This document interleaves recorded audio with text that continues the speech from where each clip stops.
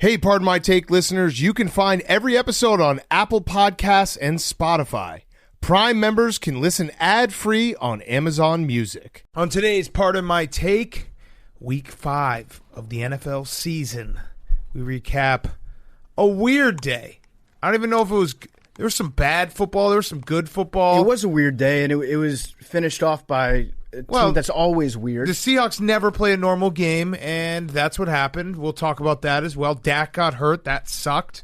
We have everything to recap. There was baseball playoffs. We'll talk about baseball playoffs. MLS. Did I miss any sports? The French Open. There's some figure skating qualifiers as well. The French Open, the figure skating. We'll get it all. We'll hit every single sport you can imagine when we start. Before we do that, off-season start in the NBA. That's true. Free agency. Mm-hmm. That's the real season for some of us. Pardon My Take is brought to you by the Cash App. Not only is it the easiest place to send money to your friends, it's the safest. Go download the Cash App right now. Use code Barstool. You get $10 for free. $10 to the ASPCA.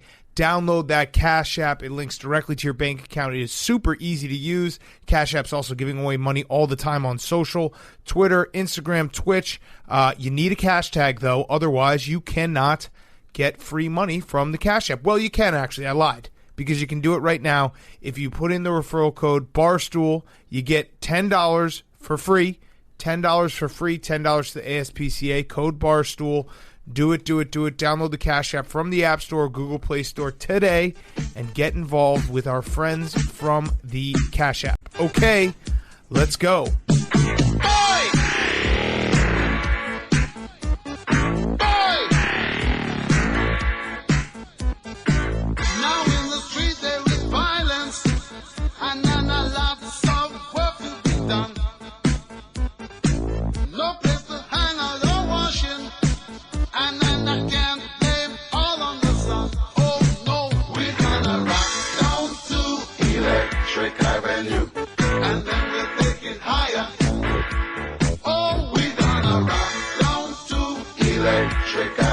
It's Pardon My Take, presented by Barstool Sports.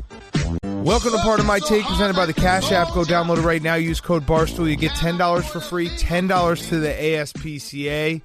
Today is Monday, October 12th, week 5. What?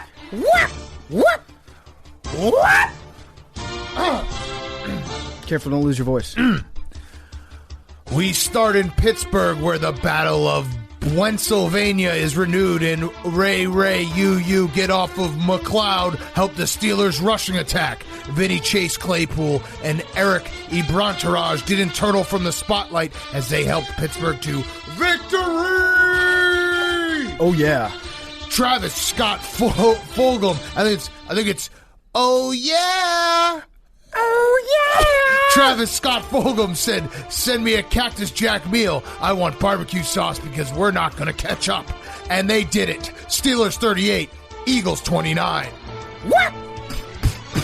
In Houston, where Romeo Crennelly said Bill O'Brien's seat was hot in her, but who needs a COVID mask when you can put a Band-Aid on the season? Brandon Too Many Cooks kept going on and on and on and on. It was pretty funny. Then it got boring, but then it got funny again. Stephen A. Smith-Hauschka has the Jaguars bottom feeding the AFC South, going 0-2 from field goals, and Dougalo Marone is trying to find a way to get his guys to stop playing like a clown posse before it's too late. Texans 30, the Jaguars 14. Some spread. Up to Kansas City, where Henry Lockwood Ruggs came back from his latest 2-week vacation and is finally producing again for the Raiders. Josh Jacobs Sartorius insta-jammed the ball down the Chiefs' throats as the Raiders climbed the Nelson Agro-Cragular, beating the Super Bowl champs and getting all up into Andy Reid's guts. Do you have it? The Raiders 40, Chiefs 32. What? In the Meadowlands, where DeAndre 3000 Hopkins said, can you drink it like a Polaroid picture? But all the Instagram filters in the world can't make Le'Veon Bella Hadid look like he did 5 years ago. Joe Waka Flacco Flame went hard into paint, hard into taint, because his deep balls make him look like an asshole. We will respect HIPAA laws, but it looks like Adam Schefter Gase is deader than dead as the Jets fall to 0-5. The Cardinals 30, the New York Football Jets 10. In Atlanta, where Fleetwood Matt Ryan said, "Now here you go, Dan Quinn. You say you want your freedom." As the Falcons head coach's time in Atlanta is tick-tocking away, Mike Anthony Davis and the Los Angeles Lakers won their 17th title on Sunday night against an injury-depleted team in a fake AAU tournament. And that is your part of my Take NBA title recap. That's an asterisk, boom. Verbal meme for Arthur the Aardvark Blank. As the Falcons fall 0-5, 23-16. Very topical, Teach. To Cleveland, where the student became the teacher, as Kareem Pie Hunt finished after pounding the inside all day, stealing one of Phillip Rivers' signature moves. The Colts are feeling Iggy now, as the Cleveland coach said, "I'm Stefanski, you already know," as the Browns plant their flag as a contender in the AFC with a 4-1 start, 32-23. Out in San Fran, where Les Miles Gaskin was eating up grass and Preston Lacey Williams looked like he was being chased by Wee Man, the 49ers Super Bowl hangover has reached, "Oh my God, I'm never drinking again" territory. Xavier Dwight Howard got an interception in an NBA championship ring, and that was the part of my Take NBA title recap. Bobby John McCain brought his lunch pail in and got another pick, forcing Kyle Shanahan to say, "I like my quarterbacks that don't get intercepted."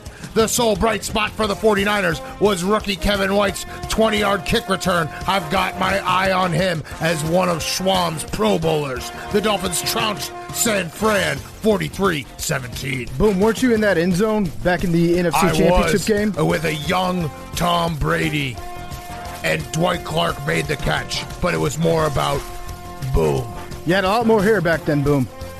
In the big D, where the CBS truck said, "I don't know how to Dak slow motion for me. Slow motion for me." We don't need to see that, boom. Even as a fan of Brown University football, I feel awful for Dak Prescott. Darius Rucker-Slayton said, "Hold my hand," to Daniel Jones as he led the quarterback to over half his passing yards on Sunday. Andy Bernard Dalton has been promoted to interim manager by President Mike McCarthy, who warned the crooked Joe Judge, "Don't drop the soap, don't drop the soap," as he scared Greg Zuerlein's last kick straight. Cowboys 37, Giants 34. We finish in Seattle, where Steely Dan Bailey and the Vikings said, "Are you feeling in the years? Cousin throwing picks at night." In a touching tribute to my good friend Eddie Van Halen, KJ right now said, "I might as well jump," slinging Kirk Cousins over his shoulder like he was a six-stringer. Grill Disley helped to let Russ cook, as even after Kirk Cousins tried to aluminum foil the ending for the Seahawks. Seahawks 27, Vikings 26. Woo! All right. Week 5, baby. Well, we got Monday and Tuesday night football. We got Monday, Tuesday night football. No Wednesday night football. Yet. It could happen. All right, week 5 in the books. We're going to recap every game. We got Deion on for about 15 minutes. Well, they always give Roger Goodell a lot of credit, saying, Roger does the right thing, and he will not put NFL football on Friday nights competing with the high schoolers. Mm-hmm. This year, we might get Friday night football. Yeah, we might get Friday night football. I still don't, before we get to Sunday night football, I still don't understand, and maybe this is, no, you know what? This isn't even hindsight is 2020. Why didn't the NFL just schedule an extra week in the middle of the season to be like, okay, best case scenario, everyone just gets an extra bye week. Or best case scenario, we skip this bye week for the league-wide and we go to the next week. Worst case scenario, like what's happening, every team that has missed a game can make it up in week 8.5. Yeah. Call it week 8.5. The only problem with that is imagine going into that week if there was no football on whatsoever. Is that apple picking weekend? Is that when you go out? That's when you go to the pumpkin patch? You spend time with the family? I think that actually is where we should... Like, that's the future, is that we need 1 week where we basically all freeze football for 1 weekend, just do a bunch of family stuff, catch up on your sleep, do everything like that, and then you come back and you're like, yes, this is awesome. Fans need a halftime, too. There should be a second Pro Bowl for the first half Pro Bowlers. Right. All right, Sunday Night Football. The Seahawks have never played in a normal game in their life, and it continued tonight. I guess we'll start with the end because there's some people who disagree. We actually 100% agree together. We watched the game, and we said, Mike Zimmer, this is a good move. Yep. Essentially, we didn't even do it in a math way. We said, what do the Seahawks want the Vikings to do? They want the Vikings to kick a field goal because they haven't stopped shit all night. And then Mike Zimmer, of course, he goes for it, doesn't get it. Everyone says that's the dumbest thing ever. You just gave Russell Wilson the ball back to win the game. He then wins the game because he's Russell Wilson. And we're left with the Vikings saying, how the hell did we lose that game? Well, DK Metcalf won the game. Yes. First and foremost, DK Metcalf. Dropped it and then caught it. He dropped it because he didn't want to give the Vikings that much more time left to drive back down the field. So excellent awareness by DK. He caught the ball in the end zone twice. Didn't even get the ball on the one. He caught the ball on the 0-yard line. So he's making progress. He dropped it on like the half-inch line. Right. So we're getting closer to being able to catch the ball before you cross the line for DK. But yeah, Mike Zimmer, he did make the right call. Because you do not want to give Russ Wilson the ball back. And, yeah, like people were saying, well, you did give him the ball back if you turned it over. I would rather be in that situation if I were the Vikings, that you went for it, you could have ended the game right there. And you then have a chance to end the game. To absolutely Russell close Wilson out. never has the ball again. You also make them go 94 yards, which, of course, he went and did, but versus kicking the field goal, giving the ball to them, they got to go 70 yards, and then everyone says, well, the worst that happens is you tie. If Russell Wilson is as good as we all think he is, and he is that good, he's probably better than what we think he is, a 2-point conversion should be pretty easy for him. Of course, people will play the results, not the process. They'll say, well, they didn't get the 2-point conversion at the end. That's stupid. We're actual analytics, sabermetrics guys. Also, the play call, like, Dalvin Cook gets that first down. He gets hurt. Madison doesn't bounce that outside. He's got no vision there, which he actually played a nice game. But I would do that exact same thing 100 times out of 100 times because you do not want to. You can win the game. The Raiders did it, which we'll get to. The Raiders did it earlier where they said, we're going to make sure that Patrick Mahomes doesn't get the ball back. Making sure Russell Wilson doesn't get the ball back means you have to go for it on 4th down. And the Seahawks defense stunk. They stunk all night. They could not stop a nosebleed. I think that has a lot to do with the uniforms. The bright green uniforms. The minute I saw him. If you look, Mike Zimmer, he's got like a quarter of a good eye left, right? He's had, 17? Mike Zimmer's eyes are the Alex Smith leg of the face. And he's had so many surgeries. Even he can see the defense out there, and he can tell where the guys are. He can make adjustments because they're the candy-ass uniforms. I think if you have like a ball-hawking secondary, those bright green uniforms are sweet as hell. If you want a hard-hitting defense that can stop the run, those uniforms look sweet. No, if they're picking off passes. No, if they go full color rush highlighter, I'm down for it. The two-tone is terrible. I said it the minute I saw it. I said, "Fuck!" I actually was pissed that I bet on the Seahawks when I saw those uniforms because they just looked ugly. They went half-assed on the uniforms for sure.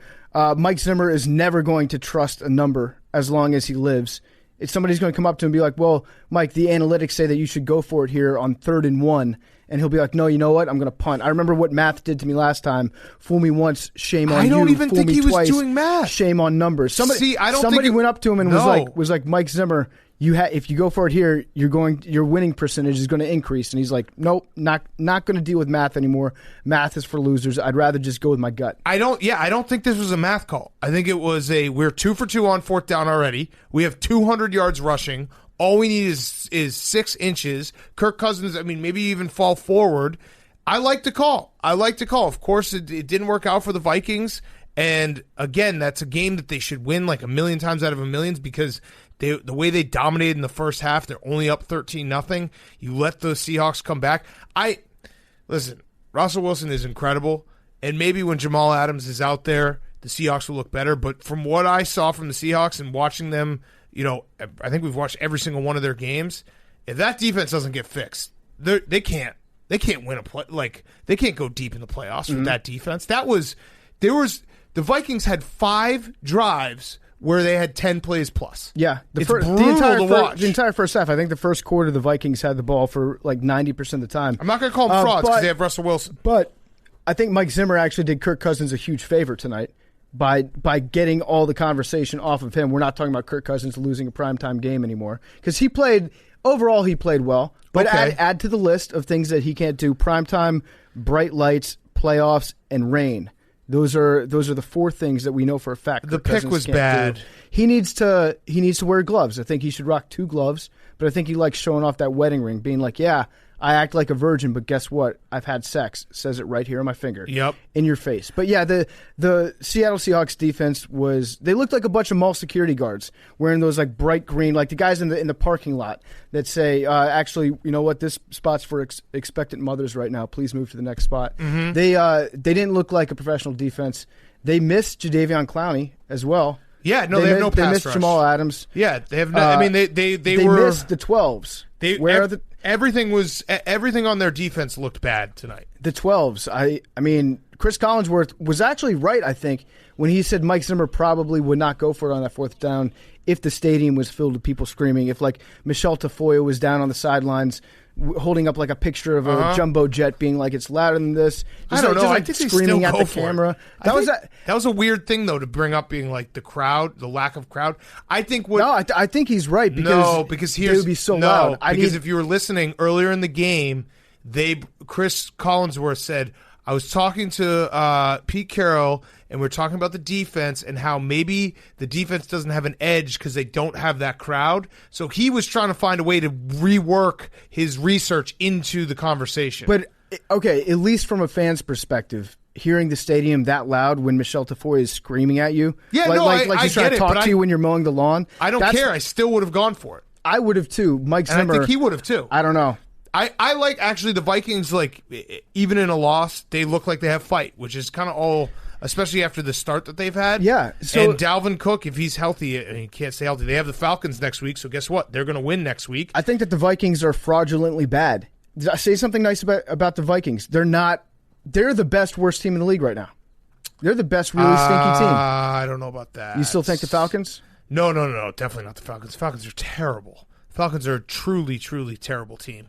I'm going to look real quick. I'll give you. I like the Chargers. Remember, I switched to. I'm down with Justin Herbert. I'm gonna bet on him on Monday night. And we'll get to the 49ers, but if they can figure out like a couple things, I don't know. Yeah, they're in there. It's like the 49ers, the Cardinals, the Vikings. But I'd say the 49ers and the Cardinals are like. But they're 2 and. I mean, they're Vikings like good, look terrible today. They're good average teams. I think the Vikings are a good bad team. Yeah, I'm looking. Yeah, it would not surprise me if the Vikings beat any team in the league. Chargers. I'll put it that I'm way. going to answer the Chargers, and also the Eagles. The Eagles, which we will also get to. The Eagles are going to win the NFC East. Absolutely, they're going to win. If the season ended today, yes. Oh, the Cowboys would be in first would. place. Yes, the Cowboys would. All right, let's get to the rest of the games. We'll start with Panthers Falcons. Dan Quinn has officially been fired. His last play call as a head coach for the Falcons was a field goal in a loss, which is so fitting. Mm-hmm. And here's a little fun. We had the Browns always firing their coaches after the Steelers loss. Mm-hmm. This is now a trend for the Falcons. Arthur Blank has fired Jim Moore Jr., Mike Smith, Dan Quinn, which Mike Smith and Dan Quinn are kind of the same guy. Like, in your head, they kind of just blend together. One has hair and one doesn't. Yeah, Mike Smith he's got that like silver fox look. And they have the same blank stare. They've got the same pecs, right. Same breasts. After all of them were fired after a loss to the Panthers. So that's Arthur Blank's little like thing he does now. I knew it was over when Arthur Blank walked down onto the sideline in the fourth quarter and just kind of hovered behind him like the Grim Reaper's henchman or the guy that the Grim Reaper sends to your door to collect somebody and then bring him to the Grim Reaper. Yeah. Like he was just kind of hovering back there. I knew it was over when they ran Todd Gurley in the first drive of the game, and Todd Gurley had 59 yards, and they went right down the field and scored, and then he didn't touch the ball for the rest of the first half. Yeah. That's when I knew it was over. When Dan Quinn coached the Falcons the way we think about the Falcons. He's always thinking, well, we have all these wide receivers and number one picks. We have to throw the ball all the time. He's just forgetting the fact that Matt Ryan has quickly become like good old quarterbacks that don't have the mobility.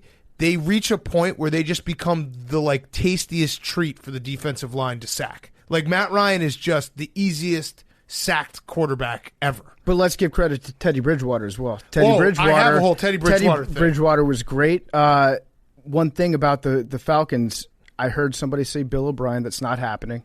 I mean, Why would they say I that? might have said Bill O'Brien because they've also fired their GM, and their GM is pretty much Rasputin. Wait, Thomas Dimitroff or whatever? got fired too. Okay. He's pretty much Rasputin. He can convince any owner in the league, like, hey, I've got the pedigree. I was around. I smelled Ernie Adams' farts for a few years there. There was a period where I just kind of basked in his glory. And now it's like, okay, I know what I'm doing. You have to trust me with the franchise moving forward. But I don't know who the Falcons get. I want them to get Mike Leach because he'd be perfect. Just like with that offense, it would be so much fun to watch the Falcons at least lose entertaining games. I mean, Mike Leach scored 2 points on Saturday. That's true. That's a good point. They 6 interceptions, 70 passes, 2 points. They should try to get. How hard that is to do? It's very hard. 70 passes, 2 points. The Falcons should try to get a first-round pick as their head coach also. That would be great. Byron Leftwich. Yeah, done. Boom. Was he drafted in the first round? Yeah, Byron. I'm pretty sure. 90% sure Leftwich was a first rounder. There we go. Then that's the missing ingredient. Yeah, that's perfect. Then get Byron Leftwich, and then it's just first rounders everywhere. I like that. That's a good idea. John Gruden. John Gruden got traded for a first rounder, so I think he's as close to that counts a as a first rounder. pick. Yeah. Yes, exactly. Yeah, Byron Leftwich, 7th pick in the draft. Didn't pan out the way. Well, he was okay for a while. Yeah. Matt Ryan after the game. He said the standard Atlanta Falcons boilerplate line. You have to say this after every loss. We're going to look ourselves in the mirror. We're going to take a long look in the mirror. We're going to just stare at ourselves. We're going to put mirrors. We're going to replace every wall in the facility with mirrors. So we're just looking at ourselves all day, and then that'll sort itself out. It's kinky as fuck. Just mirrors on the ceiling. Yeah, mirrors you on can watch the walls. yourself fuck. Matt Ryan just wants to make it a Crunch Fitness. Yeah, in there. It's tough to see yourself in the mirror if you're a ghost like Arthur Blank. Maybe that's just the make problem. the whole place bigger. Arthur Blank can't look at himself in the mirror. Yeah. So Teddy Bridgewater, we got to respect Teddy Bridgewater. It's one of my goals. Teddy Two Gloves. I went and looked it up. Of the active quarterbacks in the NFL right now, 40 minimum starts, best winning percentage. Patrick Mahomes 1, Tom Brady 2, Russell Wilson 3, Ben Roethlisberger 4, Aaron Rodgers 5, Teddy Bridgewater 6. 6th. He is 25. I'm going to count it 25 and 14. He's 25 and 15 as a starter. One of them was week 17 for the Saints as the backup when they'd already sealed the number 1 seed. Mm-hmm.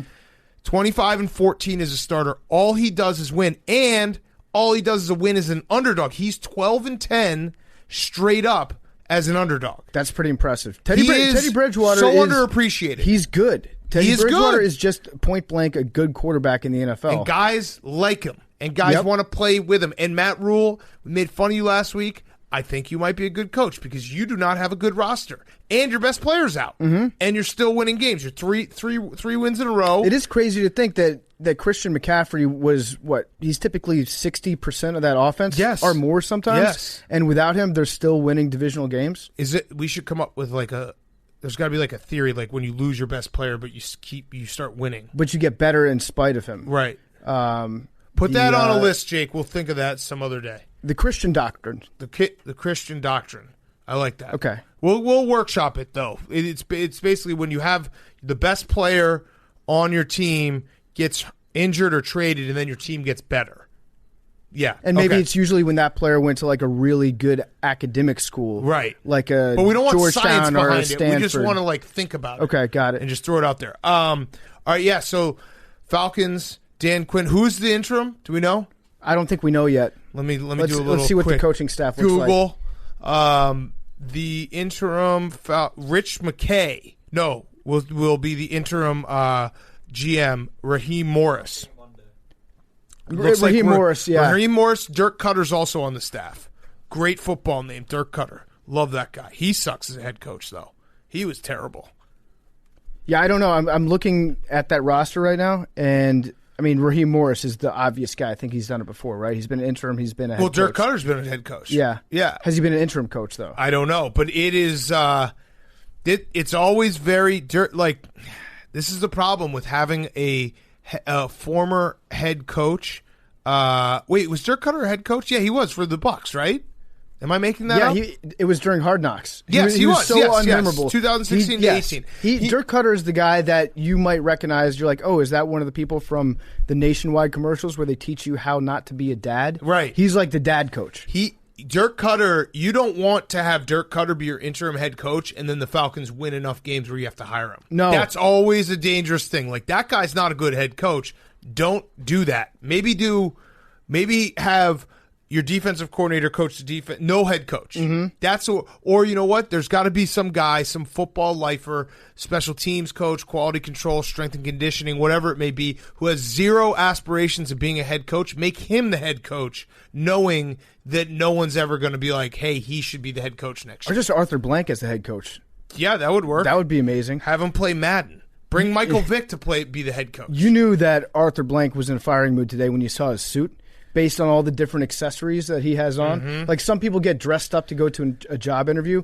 When you're an owner of a football team, you get dressed up when you know that it's firing day. There also is, people should be wearing masks. You don't have to hear me say it. You probably follow John Rothstein on Twitter. But there are certain people that wear their mask too well, and you're like, that's a mask you want to wear to like, cut someone up. And, like, rich guy wearing a mask, like, it's nice, too nice of a mask. You feel a little too comfortable in it. I'd actually prefer you take off the mask, risk me getting the cocoa, and we'll push aside you, like, kidnapping me and cutting me up in your basement. Well, yeah, not saying Arthur Blank would do that. No, he can pay somebody to do that for him. Look like it. And he's got all the tools. He owned Home Depot for like 40 years. He's got several circular saws that he can bring over. But when he had that mask on, I think he was putting the mask on not for public health issues, but because he was just so happy that he was about to fire Dan Quinn. He was just standing behind him grinning on the sidelines, or like licking his lips. Yep. Like, now's the time. I get to do this. And he didn't want America to know that he was taking such pleasure in it. Yes, I got the head coach, Jeff Ulbrich. Jeff Ulbrich should be your new head coach. He's a linebackers coach, assistant linebackers coach. That's who you should get. That's who you should promote, because he's not ready to be a head coach, and that way you don't have to worry about him, like, winning some games and then being like, oh shit, now we got to hire this guy. Yeah, this guy definitely gives Jeff off Ulbrich. He gives or off Dave Brock. He gives off big Dan Campbell vibes right now. Or Bob Sutton, the defensive analyst who looks like he's 90 years old. There we go. You know Bob what? Sutton, I think, used to coach Mac. Yeah. Just have your strength and conditioning coach be the head coach, because you've got all the talent, right? You just need to work harder. Yep. Just have some like little fire plug of a dude on the sideline kicking everybody's ass when they screw up. Yeah. So, all right, good luck to the Falcons. Way to go. You fired Dan Quinn. I'm going to miss you, Dan Quinn. You'll find out. You'll find us. I mean, it's coaching is the one job they keep you for. Oh, yeah. You're going to be a defense coordinator. Probably Pete Carroll will hire you back. Yeah. And respect Teddy Bridgewater more. Okay, next up we have Raiders, Chiefs, the real shocker of the day. The Chiefs, this is, so PFT, I will talk about this with Deion, but the first thing that came to my mind when the Raiders beat the Chiefs, I said to myself, blueprint game. So I went on Twitter and I was trying to find out, are people chatting about this being a blueprint game? And I have something even more disgusting for you. Okay. People were chatting about it being a blueprint game, but not the Raiders giving a blueprint. Bill Belichick gave the blueprint last week. He just didn't have the horses to complete it. Yeah. So the Raiders got the blueprint from the Patriots and then executed the blueprint. And now everyone else has the blueprint, which is essentially have the best offensive line in the game, run the ball really well, make a few big plays with Henry Ruggs, who is electric. I can't keep track of the difference between Henry Ruggs, Jerry Jeudy, and CeeDee Lamb. Mm-hmm. Like, and guess what? Jalen Waddle, who's still at Alabama, might be the best of all of them. And Mechie. Yeah. Mechie's good too. So it's, but that's the blueprint. And also just have Patrick Mahomes have a slightly off day. Are you worried about the Chiefs? I'm not, because Derek Carr, I think you're right, by the way, that they got the blueprint from the Patriots, because John Gruden absolutely sat Derek Carr down like it was Clockwork Orange, just opened his eyes and made him watch that sack that Brian Hoyer took. Mm-hmm. It was like, if you do this, I will kill you. Yes. I'm not going to leave you on the tarmac. I might like tie you down on the tarmac like an old-time cartoon villain ties somebody to a railroad track, and I'll instruct the plane to run you over on the tarmac. Yeah. That's how. And we'll have Mark Davis try to save you, but he's so inept that he'll die too. Yes, I can't stress this enough. I will kill you if you do what Hoyer did. So I think that there's probably something to that. But Derek Carr, I don't know. I think the Chiefs are still really good. The blueprint is Derek Carr had his best game by far as a professional. Well, it paid off. 7 years. It's a 7-year bump for Derek Carr. And more than that, it's like having Ruggs, because Derek Carr, the big knock on Derek Carr outside of his very tiny little hands, very, very small hands. His like oily arms. Very, very small hands. Up. The smallest hands. Is that he doesn't take risks. He doesn't take the deep shot. But Ruggs changes that for him. And he was taking the deep shot. And he was making the whole offense kind of work better when you can take the top off. And that running game in the offensive line is legit. So, yeah, blueprint game. I think it is a blueprint game. I think so, too. I'm going to withhold any judgment on the Chiefs' offensive line because they played like shit today. But I'm not going to talk about Mitchell Schwartz until I see Jeff Schwartz comment on Twitter that it wasn't his fault. Right. So this is me as a professional respecting someone who's played the game. I want to tell me how his brother did. How Mahomes is drifting out of the pocket. Yes, so exactly. it's not the offensive line's fault. Exactly. He's not biased. Not because he's a former offensive lineman and his brother's on the team. He's just telling you Mahomes drifts. Which I actually do agree with. Yeah, he is right about that. I do want to say to John Gruden, you should not have accepted that penalty. Earlier in the game, Patrick Mahomes threw, I think the ball went about 75 yards in the air to Tyreek Hill, who caught it. There was a hold. John Gruden, you love football. I love football. By accepting that penalty, you just deprived future generations. John Gruden. Disagree. John Gruden, if he was in Gruden's quarterback camp, if he was watching that play, he would just be nutting. He would be sting, tantra. You're missing it, PFT. Full orgasm for 5 hours on repeat. John Gruden accepted that penalty not because he accepted the penalty because he didn't want to give up a touchdown. He accepted that penalty because now that play becomes lore for real football guys who can say, the best throw I've ever seen didn't even count. And it's like a fable that you whisper to people in 80 years. You're sitting at a crackling fire and you're like, I once saw a man throw it 70 yards and it came back for a hold on Mitchell Schwartz. Well, I don't know if it was Mitchell Schwartz. Every real fan has to have one of those plays that will never be featured on a highlight film. And it might be a play that gets taken back. In fact, I can tell you the best play of Jason Campbell's NFL career was against the Cowboys. He rolled out to his left, threw across his body at the goal line. It was like 7 yards out. And it gave the R-words at the time a lead, like a 4-point lead with maybe 1 minute left in the fourth quarter, something like that. And then there was a bullshit phantom hold on the right side of the line, but I still remember that play. Right, so this is why it makes me feel like I'm smart. Right. So yes, I stand corrected. Yes, thank you, John Gruden. John Gruden helped the football community. I'm going to remember that. You'll know posers. That is Patrick Mahomes' best throw by far. He was getting hit when he threw it. Posers will tell you that Patrick Mahomes' throw against the 49ers in the Super Bowl was his best throw. No, it was Week 5, 2020 on a play that didn't even count. Yeah, 1 minute and 30 seconds into the game. Listen, my mom saw that throw in the Super Bowl. Okay, she could tell me that was a good throw. She did not watch this Week 5 game in a loss to Derek Carr. You probably want to hear the hits play where we've been watching this band for a long ass time. I made one note about Derek Carr here. I think that he just looks better when he's playing outside. I think you know how you have indoor cats and outdoor cats? Yeah. I think Derek Carr's an outdoor cat. Yeah. He looks way better when he's playing underneath the sun. Well, he usually does play outside. He's now just recently started playing inside. Yeah, but I think there's something about the natural sun. It's probably the mascara. It's like a natural eye black on him. And the oil. Yeah. Yeah. I threw this out there when we were watching the games. I have a take that I'm working on. It's not ready yet, but essentially, if people want to help me with this, try to find some film, I think defenders are not hitting Mahomes as hard as they possibly can because no one wants to be the guy that hurts Mahomes. Interesting. It feels like when he starts running, there are times in a game where he'll scramble and they'll almost all agree to give up the play at the same time. Mm-hmm. Like he'll kind of fall into a defender and be like, all right, the play's over. Like we're good here.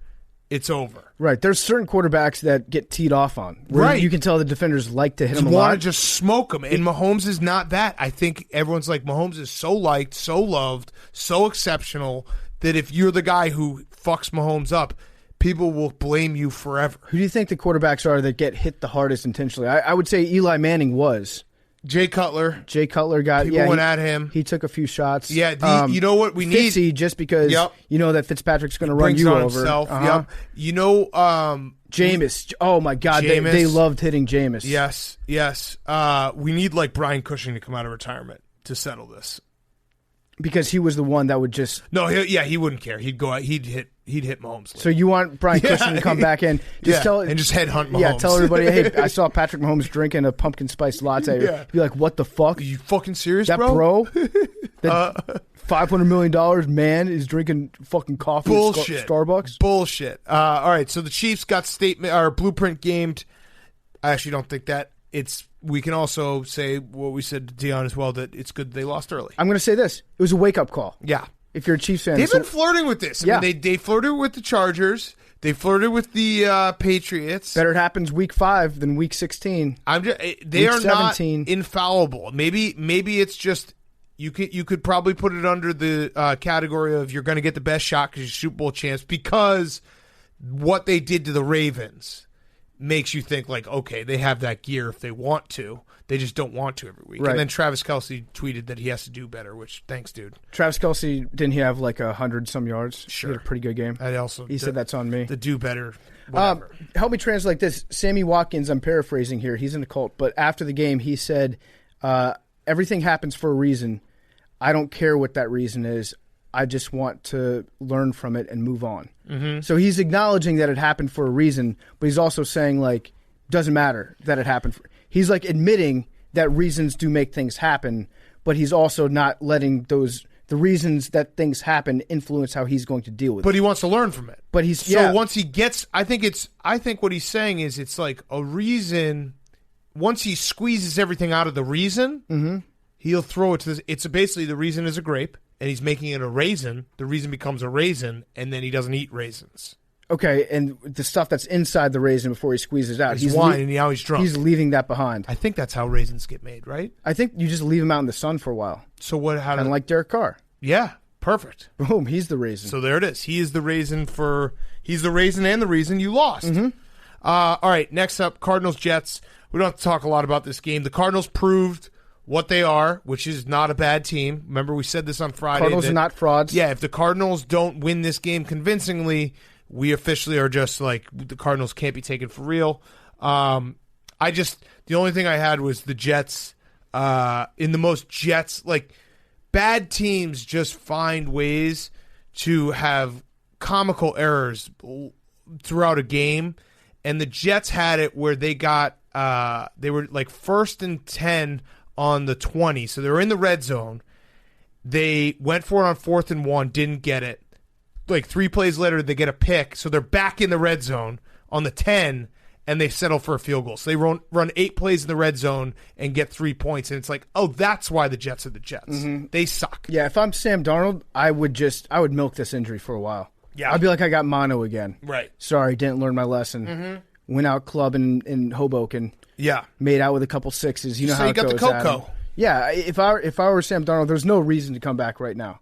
Absolutely. Like Joe Flacco actually looked pretty good today. I'll give Joe Flacco credit. Yeah. He looked better than Denver Joe Flacco. He plays better at sea level. He's like, whatever. Yeah. He's not good. All I want is for Joe to just hang around. By the way, he's another quarterback that defenses absolutely love to hit. Yes. I think because he's kind of big and a little bit soft. Yep. And he wears those shoulder pads that have like the big boxy plate on his chest. And there are certain quarterbacks, Joe Flacco, Eli Manning, Matt Ryan actually is one of them too, where every now and then they'll try to run and they'll totally forget that they're the slowest people on earth. So they try to get it going, and then you'll see a linebacker like doing a light jog running 6 times faster than them and just punish them. Yeah, Joe Flacco he used to run out of his knee brace sometimes, like he was Forrest Gump, just make that thing explode as he's trying to slide.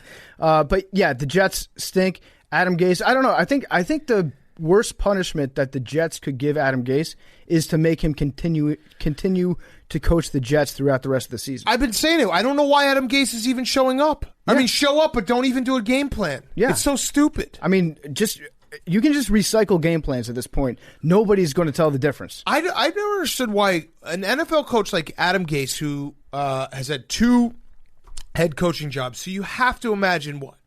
He's got at least like $5-6 million probably in the bank. Probably a little bit more. Maybe a little more, depending on how he does his money, whatever. If I were Adam Gase, I'd be like, fuck this, I'm out. I'm going to go coach high school football and have a nice life. Yeah. Like, dominate high school football.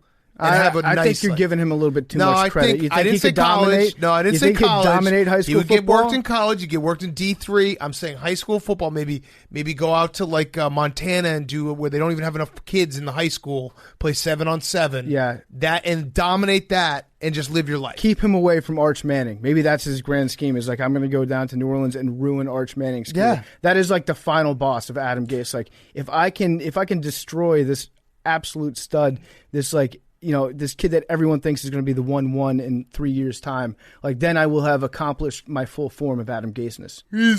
He's bad. He is really bad. Okay, next game, Eagles-Steelers. Great game. We got a Mike Tomlin quote alert. He said after the game, the strength of the pack is the pack. Mm-hmm. We should actually get tattoos with that. Strength of the pack is the pack. It's like a fist. Yeah, if you're 5 wondering fingers. where the strength comes from, well, dude, it's the pack. Mm-hmm. So figure it out. But this game, so we'll talk about the Eagles. The Steelers first. Chase Claypool was incredible, and it just reminds you that Mike Tomlin and Kevin Colbert, the GM, they just find wide receivers no matter what. It makes you realize just how bad Limas Swede must have been. Yes. And how bad Martavis Bryant must have been. Well, he had issues. He was good. Yeah, he was really good. He had issues. But so I went and I looked through it. They obviously have a few misses, but they've never drafted a guy in the first round. And almost every time they draft a guy, he's like the 6th, 7th, or even later wide receiver off the board. So Chase Claypool this year, Deontay Johnson, who's pretty good, who was good last year, had like 60 catches and over 600 yards. James Washington in the second round in 2018. Juju in the second round in 2017. Emmanuel Sanders in the third in 2010. Antonio Brown in 2010, the 6th round, and Mike Wallace in the 3rd round in 2009. All they do is draft great receivers. Mm-hmm. Their average, I combined them all, their average are picking the 10th receiver off the board, and they find these guys. So think about it. Like every time they pick a receiver, all these guys have gone off the board in front of them, and they're like, no, we found the guy we want. Like Chase Claypool was the 11th receiver pick this year, and he's awesome. It's still weird to me thinking of Pittsburgh as being a passing team. Like, right. I still think like they're just going to put Jerome Bettis back there, grind out like 3.3 yards per carry, and beat you down with their defense. They've still got a really good defense, but secondary's not so great. Secondary's not great right now. It's but got issues. The pass rush is good. Yep. Bud Dupree's out there slinging Hondas. T.J. Watt. Yeah. So they also this is Big Ben coming off of. Not really a bye. This is actually Big Ben battling back from last week, not getting to play football because another team had coronavirus. Well, let's wait. You're putting it lightly. It's Big Ben's personal holocaust. Mm-hmm. Yeah, not being able to play football and not being told that he's not going to be able to play football until the last second. Right. Because that was really like, yeah, you want to say like 200,000 plus Americans dead, whatever. Big Ben had a bye week and he didn't even know he was going to have a bye week. And that's a tragedy. This week, Alex Smith got in, meaning that Big Ben's Comeback Player of the Year, for which he made a documentary for your consideration, consider Big Ben for this award. Yeah. He got upstaged by Alex Smith, so Ben was like, if I'm not going to – it looks like Comeback Player of the Year is off the table. Maybe I'll just try to win the MVP again. And Dak, where Big Ben was probably watching that game, he's like, Dak's such a pussy. Like, that's not even an injury. Mm-hmm. He's like, I've had that before. Yeah, I talked to my doctor. He said there were 5 other quarterbacks that have that same injury. All right, so the Eagles, for Eagles fans, you lose to the Steelers, but you have a win today, like overall, because the Giants are still very bad. The Washington football team is very bad. And then Dak Prescott goes down. And guess what? Carson Wentz looks like he's kind of figured it out. Like he's kind of fixed whatever was happening in the first few weeks where he was god-awful, because he's still got no one to throw to besides Travis Fulgham, who, shout out him, he's like a star now. But when they get a few guys back, I think we're going to be talking about the Eagles in like 5 weeks and be like, damn, look at this team. They look so much better. There's also something about Wentz when he runs, his body gets longer. Mm-hmm. So like when he's diving forward, he gets like extremely horizontal. That's like Kyler Murray's body gets wider. Yeah, you're right. He does get a little bit thicker. He does this thing. Yeah, he puts his arms out to the side. He looks like one of those characters from Mario Brothers, the little Goombas, right? Yeah. Carson Wentz, he grows out. So he turns into like the inflatable man guy. Gets he's taller, always going and forward. then he dives directly forward. Head first. Say what you want about Carson Wentz, but he's he's the exact right amount of dumb where he hasn't realized, like, oh, this is how I always get injured, so I'm going to keep doing this, and it is what makes him good. But yeah, he's looking like he's like 80% of what Carson Wentz used to be. But if you were an Eagles fan, you were freaking out in the first couple weeks, like, what the fuck is going on? He had 2 picks today, but I think one was a Hail Mary and one wasn't really his fault. So I really do think if you're an Eagles fan sitting here on Sunday night after week 5, you're winning this division. Mm-hmm. The I Hail feel Mary, very confident saying it. Hail Mary was another one of those plays, the I feel smart play, because I was like, they should have batted that down. Yep. Because that's like a 60-yard swing right there. It's 4th down. Stats. He should not have intercepted. He should have hit the ball into the ground. But it's stats. Yeah, but I felt smart when I was like, he should not have picked that off. So the Steelers' big test next week against the Browns, which will be fun. But the overall, like, this was one of the best games we had today, because there were some games that were really duds. I mean, the Cardinals-Jets, the Ravens game, like, this one was actually back and forth, fun to watch. And the Eagles, they were dead in the third quarter, and they came back and scored 15 points in a row. And I think if you, like, everything's kind of fucked up for the Eagles right now. They have so many injuries. They're the only team that has injuries. They're the only team that forgot to turn injuries off before the season started.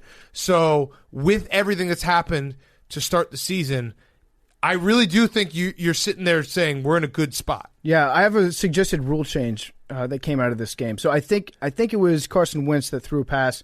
The ball was like knocked to the ground. It bounced twice and then got picked up by the Steelers defense and returned like it was an interception or a fumble. If you do that to an opposing quarterback and the ball is very clearly an intercepted pass, the other quarterback should be allowed to kick that guy in the nuts for running down the field and making everybody think that it was an interception or a fumble or something like that when it very clearly wasn't. But I love those guys who get too excited. I feel cheated by it. It's their moment. I feel cheated by it. And they look back and they're like, why is no one chasing me? Like, well, because the whistle blew and the ball hit the ground 5 times, you idiot. You know what? You can tell that's a holdover from a well-coached team in training camp where they're like, anytime there's a ball, you run to the end zone. It's Joe Judge. Run all the way through or else you're going to be running laps. Yes, you feel it. It's Joe Judge leaking through. Those are also the teams that have their entire kickoff team sprint through the end zone. Like 5 seconds after the ref calls for a touchback. They swarm to the ball. That's a good coach team. All right, before we get to our next game, quick word from our friends at ButcherBox. When it comes to meat, quality matters, but there's more to it than texture and taste. ButcherBox has the best meat out there. It's got 100% grass-fed, finished beef, free-range organic chicken, heritage bred pork, or wild-caught salmon at the grocery store. Let me tell you this. It is about to be chili season, so you better get your ButcherBox because I know they deliver some great beef every single month to my apartment, and I make a huge batch of chili, and it's delicious, and it is football season. It's chili season. Don't go to the grocery store. Don't be one of those idiots that has to go wait in line. All the meat is delivered to your door. It's free of antibiotics, added hormones. Each box has 9 to 11 pounds of meat, enough for 24 individual meals. Packed fresh and shipped frozen and vacuum sealed so it stays that way. You can customize your box, go with one of theirs. Either way, get exactly what you want. ButcherBox is a no-brainer. It's the best meat shipped right to your door, which means one less trip to the grocers. Options like 100% grass-fed and finished beef, free-range organic chicken, heritage pork, wild-caught Alaskan salmon, and sugar nitrate-free bacon. Do it right now with ButcherBox. You get the highest quality meat around for just $6 a meal. Right now, ButcherBox is offering new members 2 lobster tails and 2 filet mignons for free in their first box. That's 2 lobster tails, 2 filet mignons for free in your first box. Go to butcherbox.com/take. That is butcherbox.com/take right now and check out how delicious ButcherBox is. Butcherbox.com/take. It gets the big cat seal of approval. We love ButcherBox. You will not be disappointed. Butcherbox.com/take. Okay, Rams, Washington football team. The big story of the day, Alex Smith. There was a lot of hand-wringing. People were very nervous for him. I was happy for him because there was a lot of people who were like projecting, like, Alex Smith, you have so much money. Why are you doing this? He clearly wants to. He wanted to prove to himself he could get back. It's a great story.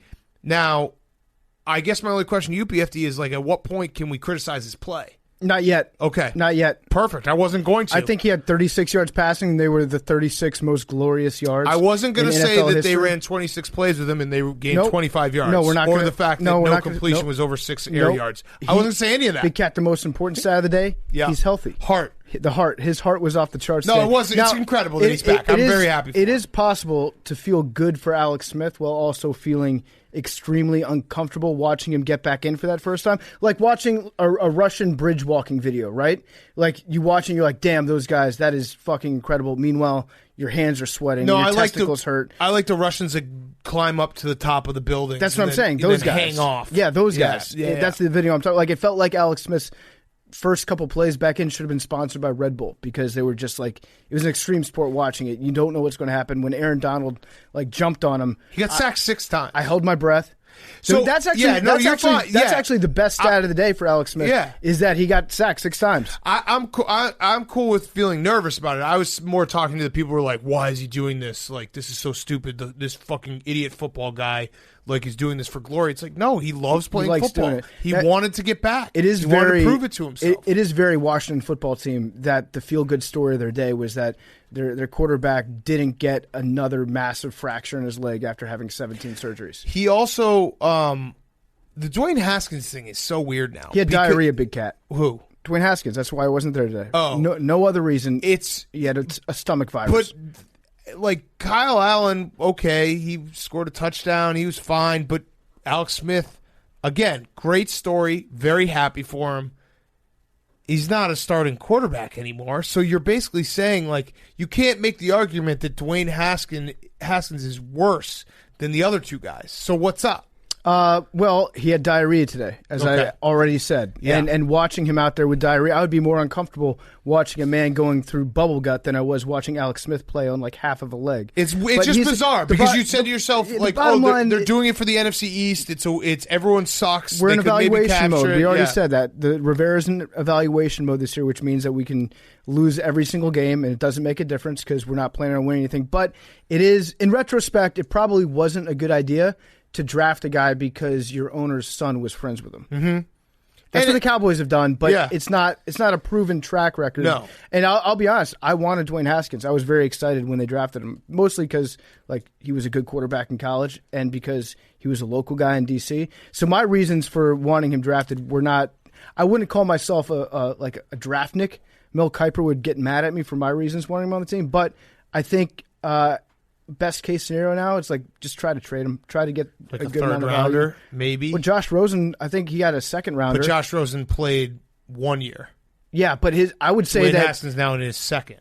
But I don't think he's played 16 games yet. No, but I'm saying like it's it's another year into his contract. I'm talking about by games. Right. But I'm saying the contract matters. Like if you're going to trade for a guy who you're hoping becomes a guy. Yeah, like a guy who becomes a dude. Right.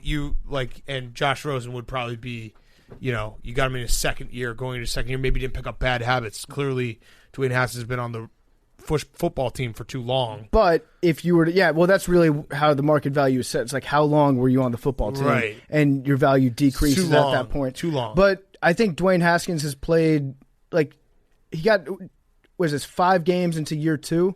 So if he went to another team and played a little bit this year, it might be worth a second round pick. If the football team gets a second round pick for Dwayne Haskins, I'll be happy with him. I'll wish him the best. And that's really the story. The other thing that's the story being a football team fan is like my biggest highlights have been rooting for guys that used to be on the football team to do well when they get on new football teams. The other thing that changes it, and I might be way wrong, but Josh Rosen, like everyone's like, oh well, they're going to draft Kyler, so like maybe the Cardinals are trading him not because he's bad, but because they have someone else. Whereas the Redskins have officially just been like, he sucks. Yeah, we don't like him. So they've sunk their own equity here. Yeah, well, that's what we do. Yeah. We've done that repeatedly. So what you're saying is his trade value would increase if we drafted another quarterback that would be his replacement. If he didn't play another game, right? And no, you've already ruined it because you benched him for Alex Smith. We benched him for Kyle Allen, who actually played well when he was out there today. You misplayed the whole thing. Like, you needed to draft a guy while he was still the starter. Listen, it's going to shock you to realize this, but the football team has mismanaged yet another quarterback at this point. I want to go back to week 1 when you were like, this team might be good. Listen, we're a game and a half out of first place. It's true. We're in the hunt. And right now in this season, you never know. I don't want the defeatist PFT. I want the this could be something special. Will it be crazy? Like if we win, if we win 6 games this year, we're going to be in the hunt. We're going to be in that graphic. The entire NFC East is going to be in the hunt, really fucking with everybody's playoff picture because you're going to see like the 1-12 Giants still being mathematically alive at the end of the year.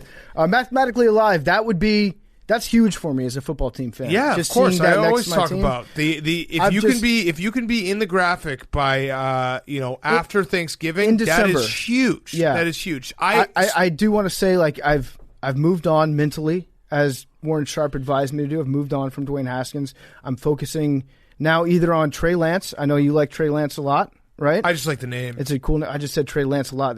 Put that into Berman's for 3 years from now here. Or I want the 300-pound tight end from Auburn. Yes, he's sick. And That Wildcat he was running was so yeah. good. Kyle Pitts is who you really want from Florida.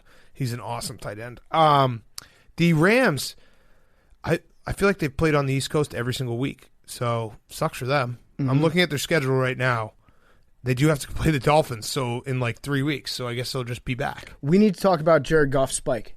Yeah, Jared Goff. It was raining. Jared, we love you, despite what Hank might say. We Hank love hates you. It was raining. You got into the end zone. I'll say this. Say something nice about Jared Goff. I have Jared Goff and Tom Brady on my fantasy team, and Jared is my starter. Okay. Oh! Yeah. Well, Tom... No. Doesn't know. Out of loyalty and friendship. He's losing He's it a little senile. bit. Yeah. I actually think that Tom Brady is more senile than we think.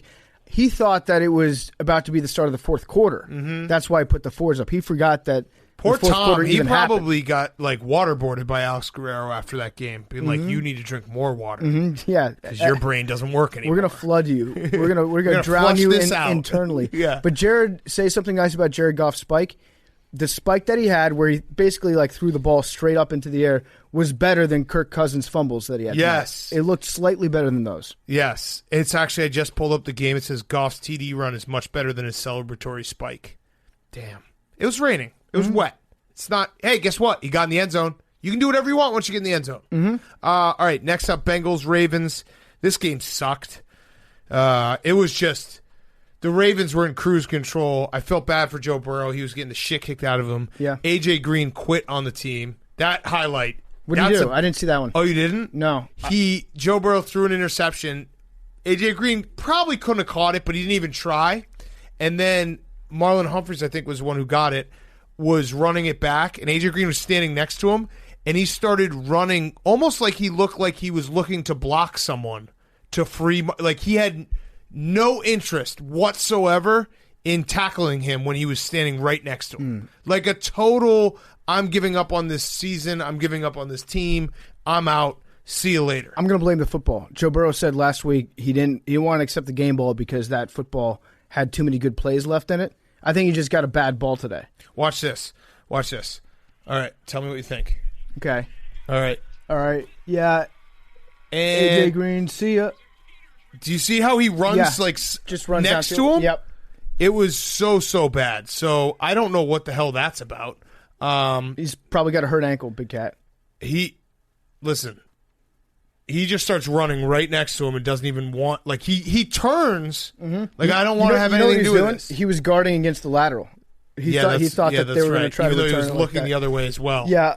Shout out to the ref though. He's just the running off best the play field. of the game was the ref for avoiding Lamar hit Jackson? by Lamar Jackson. Yeah. He was probably trying to hit Lamar Jackson and then fell down to the side because that's what defenders do when they try to tackle him in the open field. Right. It looked like they simultaneously tear both their patella tendons and just crumple to the ground. That was the highlight of the game, was the ref falling down when Lamar Jackson ran by him. Yes. Hank, by the way, if you want to get your swag back, because, Cam Newton's been out, the Patriots haven't played, they lost the last, to the Chiefs. You got to start the Patriots fan thing of AJ Green. We're going to trade for AJ Green. AJ Green would look good in the Patriots. Yeah, because I think he does want to be traded. Rock and refuel, baby. Yeah, rock and refuel. This game sucked though. The Ravens are just again. Follow the rule. The Ravens will shit pump inferior opponents. Mm-hmm. This was a never in doubt game where Joe Burrow had no chance because the Ravens defense. They're bullies. The Ravens are bullies. I think the defenses also like to hit Joe Burrow. Yeah. Well, because they might not tough. like to. They might like to test him. Yeah, they like to test him, and it might be a crime of opportunity because that offensive line it's just absolutely atrocious. How much does it suck? I think Patrick Queen picked off Joe Burrow. Yeah. How much does it suck to be I I went from a national champion to a team that's going to be in the playoffs in like a 1 or 2 seed, and you're on the Bengals. How do the Ravens talk after? The Ravens always draft a player where it's like, oh yeah, holy shit, how is that guy still available? J.K. Dobbins. That's a great pick from them. Yeah, J.K. Dobbins is awesome. But yeah, this game, who cares? Who do the Ravens have? We need to start. The Ravens play the Eagles next. That doesn't fall under my. I think the Eagles are a little too frisky to be like completely inferior in that respect. I think they're going to beat the Eagles next week. They don't play some bad teams until later in the season. All right, next up, Jaguars-Texans. We were wrong, by the way. We have to put a little tickler about football. A tickler file on this. We bashed Romeo Crennel as an interim head coach, saying he doesn't have the pizzazz, he doesn't have the piss and vinegar. I forgot 2 things. One is he's 3-1 now as an interim head coach, so he's close. He's teetering on being like, we got to start betting on Romeo Crennel as an interim head coach. 2, I forgot when he was the Chiefs' interim head coach, he beat the Packers and broke their 18-game win streak or 19-game win streak.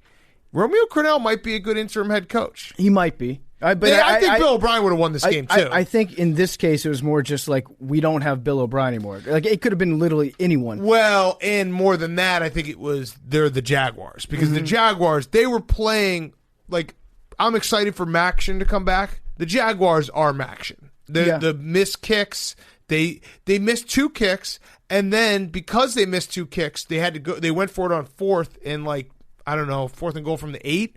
And it was that hilarious fumble that was like, what was this play? What is going on? It's kind of getting sad in Jackson. I think there's a pretty simple metric that you can look at when you're trying to figure out if a team is just woefully bad or just a franchise, if it's being run really, really badly. And that's how many consecutive years do they have an awful kicking situation? Yeah. Because it seems like good teams, good franchises, at the minimum, they'll keep a kicker for 3 years. Right. But teams like the Jaguars or the football just keep team going through kickers. The Bears. Their kickers, they could have a jersey like the Browns have for quarterbacks for all the kickers that they cycle through. And with the Jaguars, I think this is their 5th or 6th string kicker this year. It's pretty bad. But I do think that just Bum Phillips' hat and a headset could have probably won this game. They would have played harder for a dead head coach than for Bill O'Brien. I agree. So yeah, this was a stinker of a game. Again, we had a few weird stinker games, and this was one of them. I don't really have anything else on it besides the fact that, I don't know, the Texans going to win a couple games now? Maybe? Texans are in the running for the best, worst team. Yes. My power rankings of the best, worst teams tied at number 1, Vikings and Texans. Okay. I think the Chargers should be in there. I don't think that they're one of the worst teams, though. But they're 1-3. Yeah, that's better than the winless Vikings. The Vikings have a win. They have beat 1 the win. Texans. They beat the Texans. So I don't your rankings are kind of screwed up. But the Vikings lost today. The Texans won today, so they're still tied at number 1. Yeah, the Texans, I don't know. They're such a weird, stupid team. And then Deshaun Watson is incredible half the time, and then half the time he'll throw a wide open receiver right at their shins at 1,000,000 miles an hour. How attractive of a head coaching job do you think the Texans are compared to the Falcons? I don't know. I think they're more attractive, but you also have to. I'd say more attractive. Arthur Blank doesn't fire people though. It took him forever to fire Dan Quinn, but he creeps you out all the time. Yeah, but I would always take. Everyone says you need a franchise quarterback. You need an owner that's just way too stupid and loyal. That always can play for me. I would get the goosebumps hanging out next to Arthur Blank. Imagine who can I schmooze more in the meeting with the owners? Because if you get the owner in your back pocket as an NFL head coach, you can stay on forever. Yeah, I don't know. It really is the key. Be best friends with the owner. He'll never fire you. I just would not want to be best friends with Arthur Blank. That would be worse than not being a creepy, coach. Yeah, but you'd also probably get to see cool shit.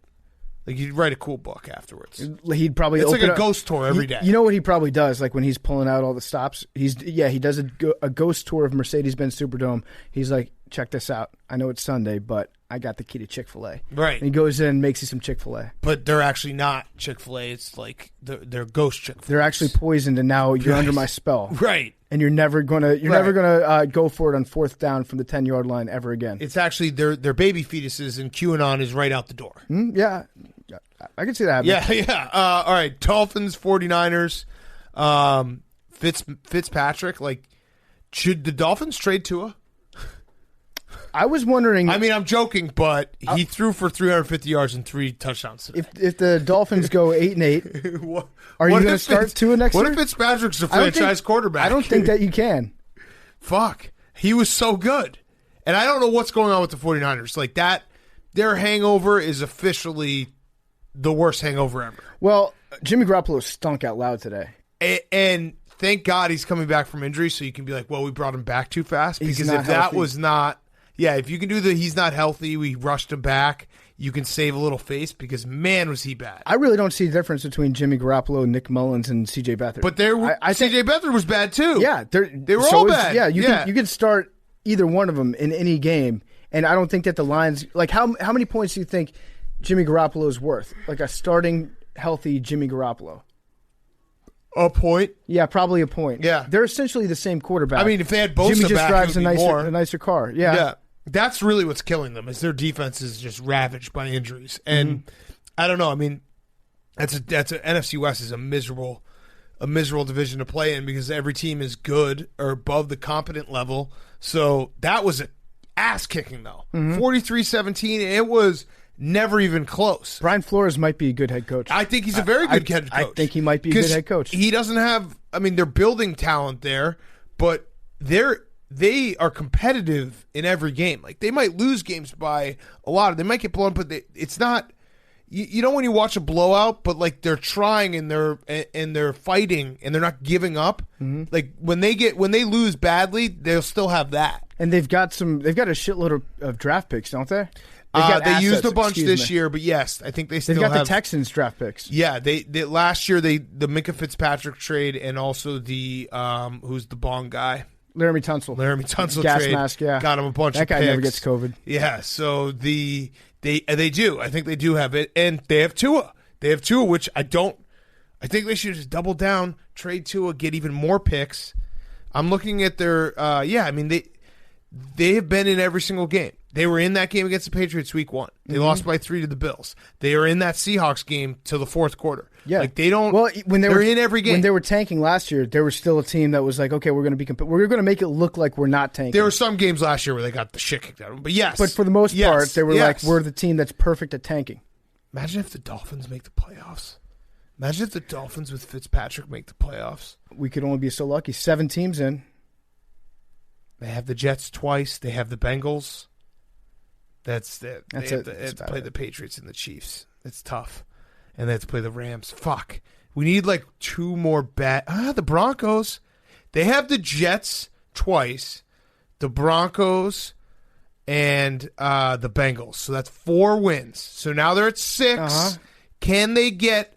I'll read you the rest of it. Can they get, or you say 8-8 maybe? Yeah. 8-8 might not get you. No, probably not in the AFC. All right, but so they need 3 more wins out of these opponents. Rams, at Cardinals, Chargers. They could beat the Cardinals. Cardinals are a candy-ass team. Yep. Rams, at Cardinals, Chargers, Chiefs, Patriots, at Raiders, Bills.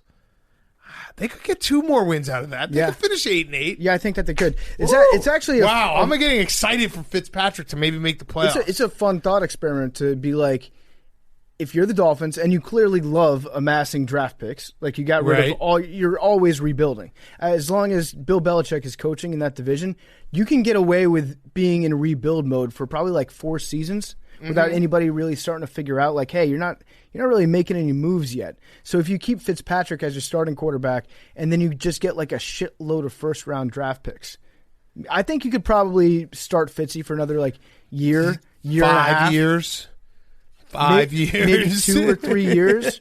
And then maybe draft another quarterback behind him. Yeah. He beats that guy out because there's no rookie that's going to show up and be able to beat Ryan Fitzpatrick out in training camp because I'm convinced that Fitzpatrick knows how to like act like he's being a good mentor to the young guys, but secretly train them wrong as a joke to fuck them up. And you have to trust him because he went to Harvard. Exactly. So there you go. Ryan Fitzpatrick in the playoffs for the Dolphins. Let's actually find that bet on the Barstool Sportsbook and let's go in on it. The Dolphins to make the playoffs. Like it could happen. I could see 9-7. They've been in every game. Yeah. 9-7 might not get them in. The AFC is so tough.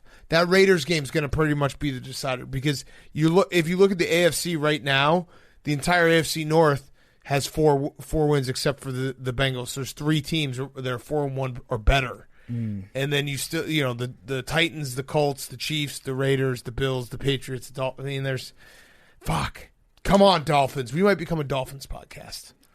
They're pretty fucking fun to watch. They're fun to watch. They're very fun to watch. Fitzpatrick is fun to watch. Watch him go out and throw 6 picks next week. That's fun. Yeah, but it's going to suck for our Dolphins' future that we haven't put in yet. John Gruden would. What about the Bills? You guys got a lot of dogs in the AFC East. Well, yeah, we like to. Well, the Bills are our greyhound. The Dolphins are our mutt. Like the Bills are our Labrador. The Dolphins are our little fucking mutt that we found behind a trash can. They're a rescue, Hank. Yeah. The Bills are beautiful. You know what happened? Beautiful golden retriever with beautiful hair that we just brush all day. And this little yapping dog comes and shows up. I'm like, you got spunk. We'll let you hang out. Yeah, you know what happened? We were just fostering the Dolphins for a while, and they grew on us. Mm-hmm. We were trying to find a good home for them, trying to pass them off, trying to make Jake really fall in love with his native Dolphins. And we just realized we loved them too much to let them go. And then also I like the Steelers, but whatever. Okay, before we get to the next game, I was wondering, these days are long. Is there a way to chill out? Like, just chill out? Do you ever just chill out? I got a great way to chill out. You do? Yeah. Fuck yeah. Give it to me. It's 3-Chi. Oh, hell 3-Chi yeah. is a perfect way to chill out. If you're looking to take a quiet night in, recoup on some sleep, if you're looking to just chill out, watch a movie, I got the perfect recipe for you. It's 3-Chi. 3-Chi is the leader in hemp-derived cannabinoid products. Their products are formulated by biochemists. They're made in the U.S. with USA-grown hemp. They have Delta-8 THC. It's a federally legal version of THC. It's a perfect hybrid of CBD and the standard Delta-9 stuff that you guys have been smoking. It gives you a similar buzz and all the medicinal effects of Delta-9, but it doesn't give you the laziness. You don't have the anxiety. You don't have the paranoia. You don't have the mental fogginess. If Tom Brady had been smoking some 3-Chi in the fourth quarter, he would have realized exactly what the down and distance was. Delta-8 users are far more active. They're far more outgoing with increased confidence, almost none of the anxiousness and the paranoia that you associate with Delta-9 usage. Delta-8, again, it's a federally legal version of THC. It's a perfect substitute for anyone who uses Delta-9 that wants the same great feeling without the negative side effects. It's going to have you feeling amazing. You're going to be functional. You're going to be clear-headed. You're not going to be lazy. You're not going to be paranoid. 3-Chi is not just the best in the Delta-8 industry. They invented the damn industry. It's 100% hemp-derived. It's available online at 3Chi. That's the number 3chi.com and at select retailers all around the country. Have to be 21 to purchase. Go to 3chi.com. That's the number 3chi.com. Shop for their vapes, the gummies, the tinctures, and the oils. That's the Delta-8 stuff. That's what you want to get. You can make your homemade edibles with them, and we're going to give you a 5% discount when you use promo code PMT at checkout. Promo code PMT checkout. Get 5% off your order. You have to be 21 to purchase. That's 3Chi. Chill out. All right. So we got 2 games left. Browns, Colts.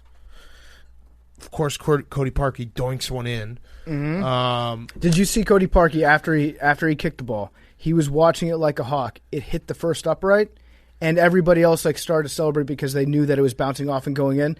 Cody's eyes were locked on that ball, making sure it did not hit the crossbar, and it made it by 7-8 yards. So shout out Cody. Where was that when we needed it? But the Browns first 4-1 start since 1994. When Bill Belichick and Nick Saban were on the coaching staff. It's crazy. It's crazy. The Browns might be good. They look good. We're going to find out next week against the Steelers. They look really good. Well, here's a fun stat. I saw this from Nick Carnes on Twitter. He said Baker Mayfield has officially surpassed Ben Roethlisberger as the winningest active quarterback at First Energy Stadium in Cleveland. There we go. He took Cleveland back. Hell yes. Finally. So that game's going to be awesome. What I don't like is the sad Brown stats that are starting to become normal again. So the sad Brown stats that we're all used to are like, oh, this is the first time that the Browns have won in October at home since 1974 or whatever. They always have these ones that go way first far time back. 4-1 since 1994. Yeah, today the big sad Brown stats were like, oh, that's the first pick six that they've given up, or that's the first pick six that they've returned since all the way back in week 15 of last year. They're starting to become normal again. Right. And I missed the sad Brown stats. We got to hold on to something. If you have any good sad Brown stats, please send them our way because I need to hold on to that for a little bit. Yes, I agree. So the Browns might be good. like they have an MO. We talked about it last week. They run the ball. They had a balanced attack.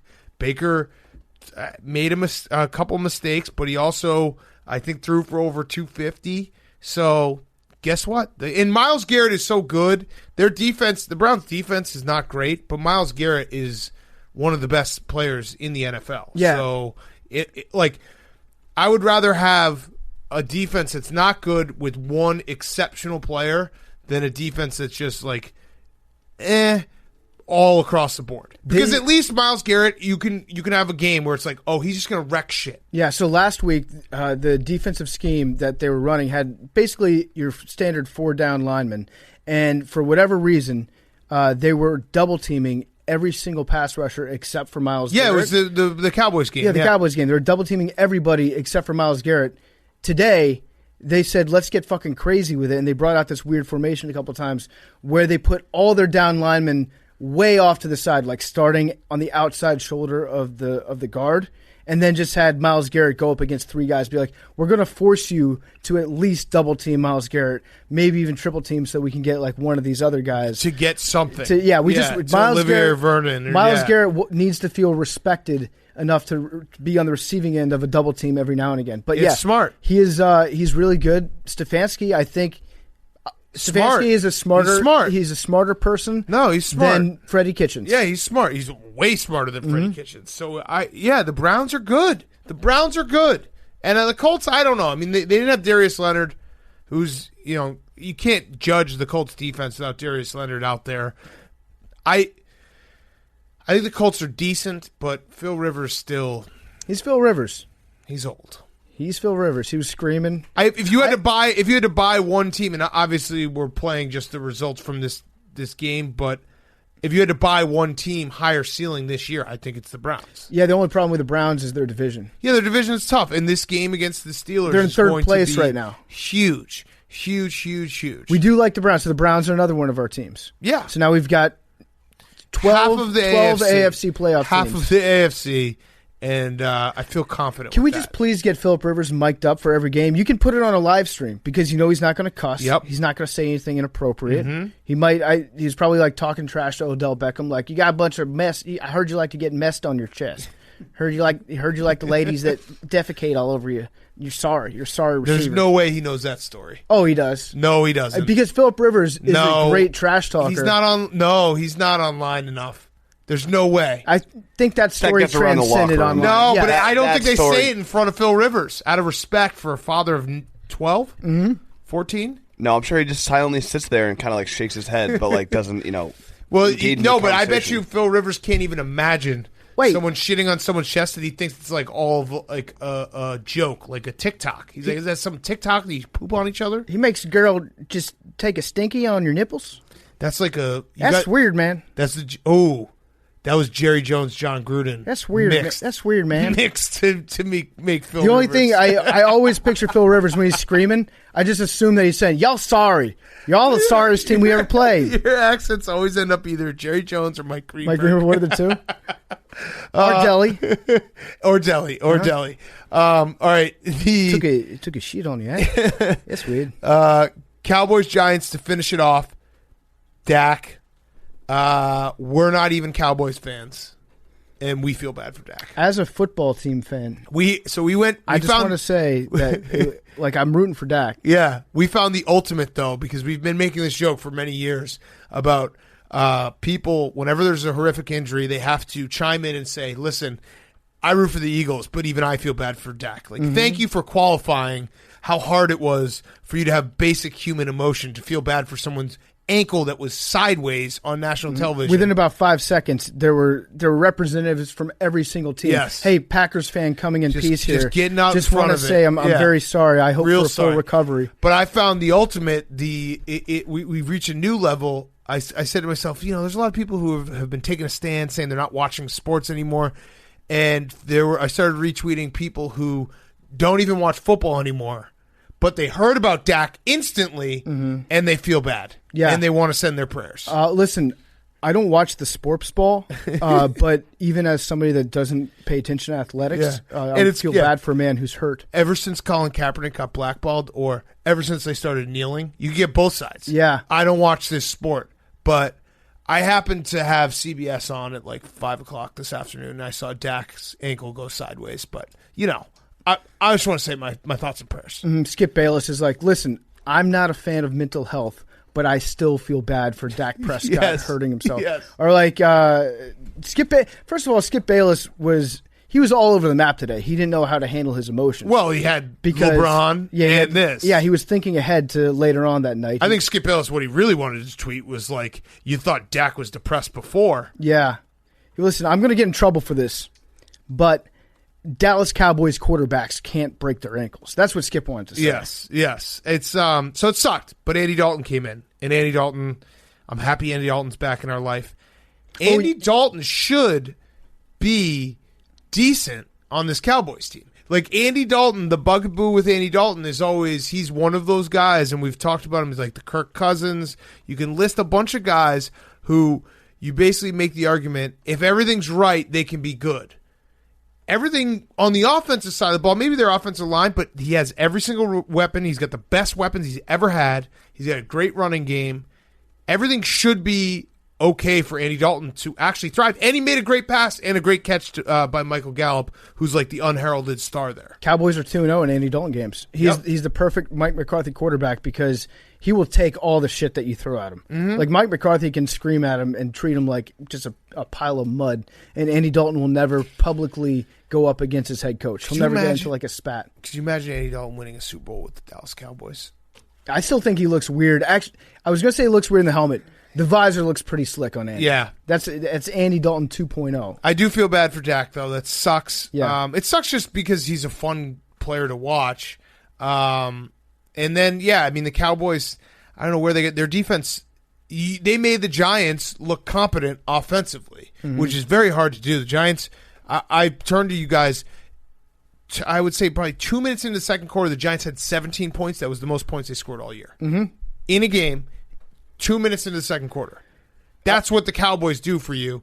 And Joe Judge, I'm sure he's got to look in the mirror and get back to the blue-collar ways. But the New York Jets and the New York Giants, for the first time ever, they're combined 0-10 to start the season. Giants got to bring the lunch pail. That's what Joe Judge has to do. He has to issue team lunch pails and install one of those clock-in, clock-out things at the facility, bring him back to the blue-collar ways. I will compliment Daniel Jones. He is an incredible in-zone throwaway quarterback. When he's within 15, 20 yards of the goal line and he doesn't like his first read, he's putting it between the uprights.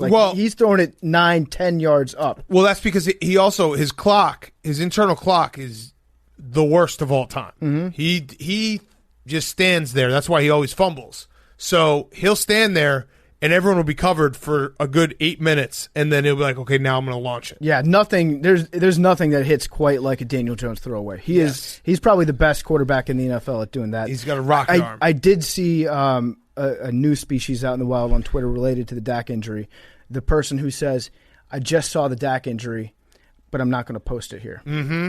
Yes. So just FYI, I'm not going to repost it, but I just want you to know it's terrible. I just watched the Dak injury. Please don't tweet it out. Yes. I'm not going to repost it. Thank you for your service, not smashing the retweet button on a guy's fibula poking through his leg. That was all time with Tony Romo being like, maybe it's just a cramp, and then we don't want to show this again, as they showed it again in slow motion. Mm-hmm. You got to watch it.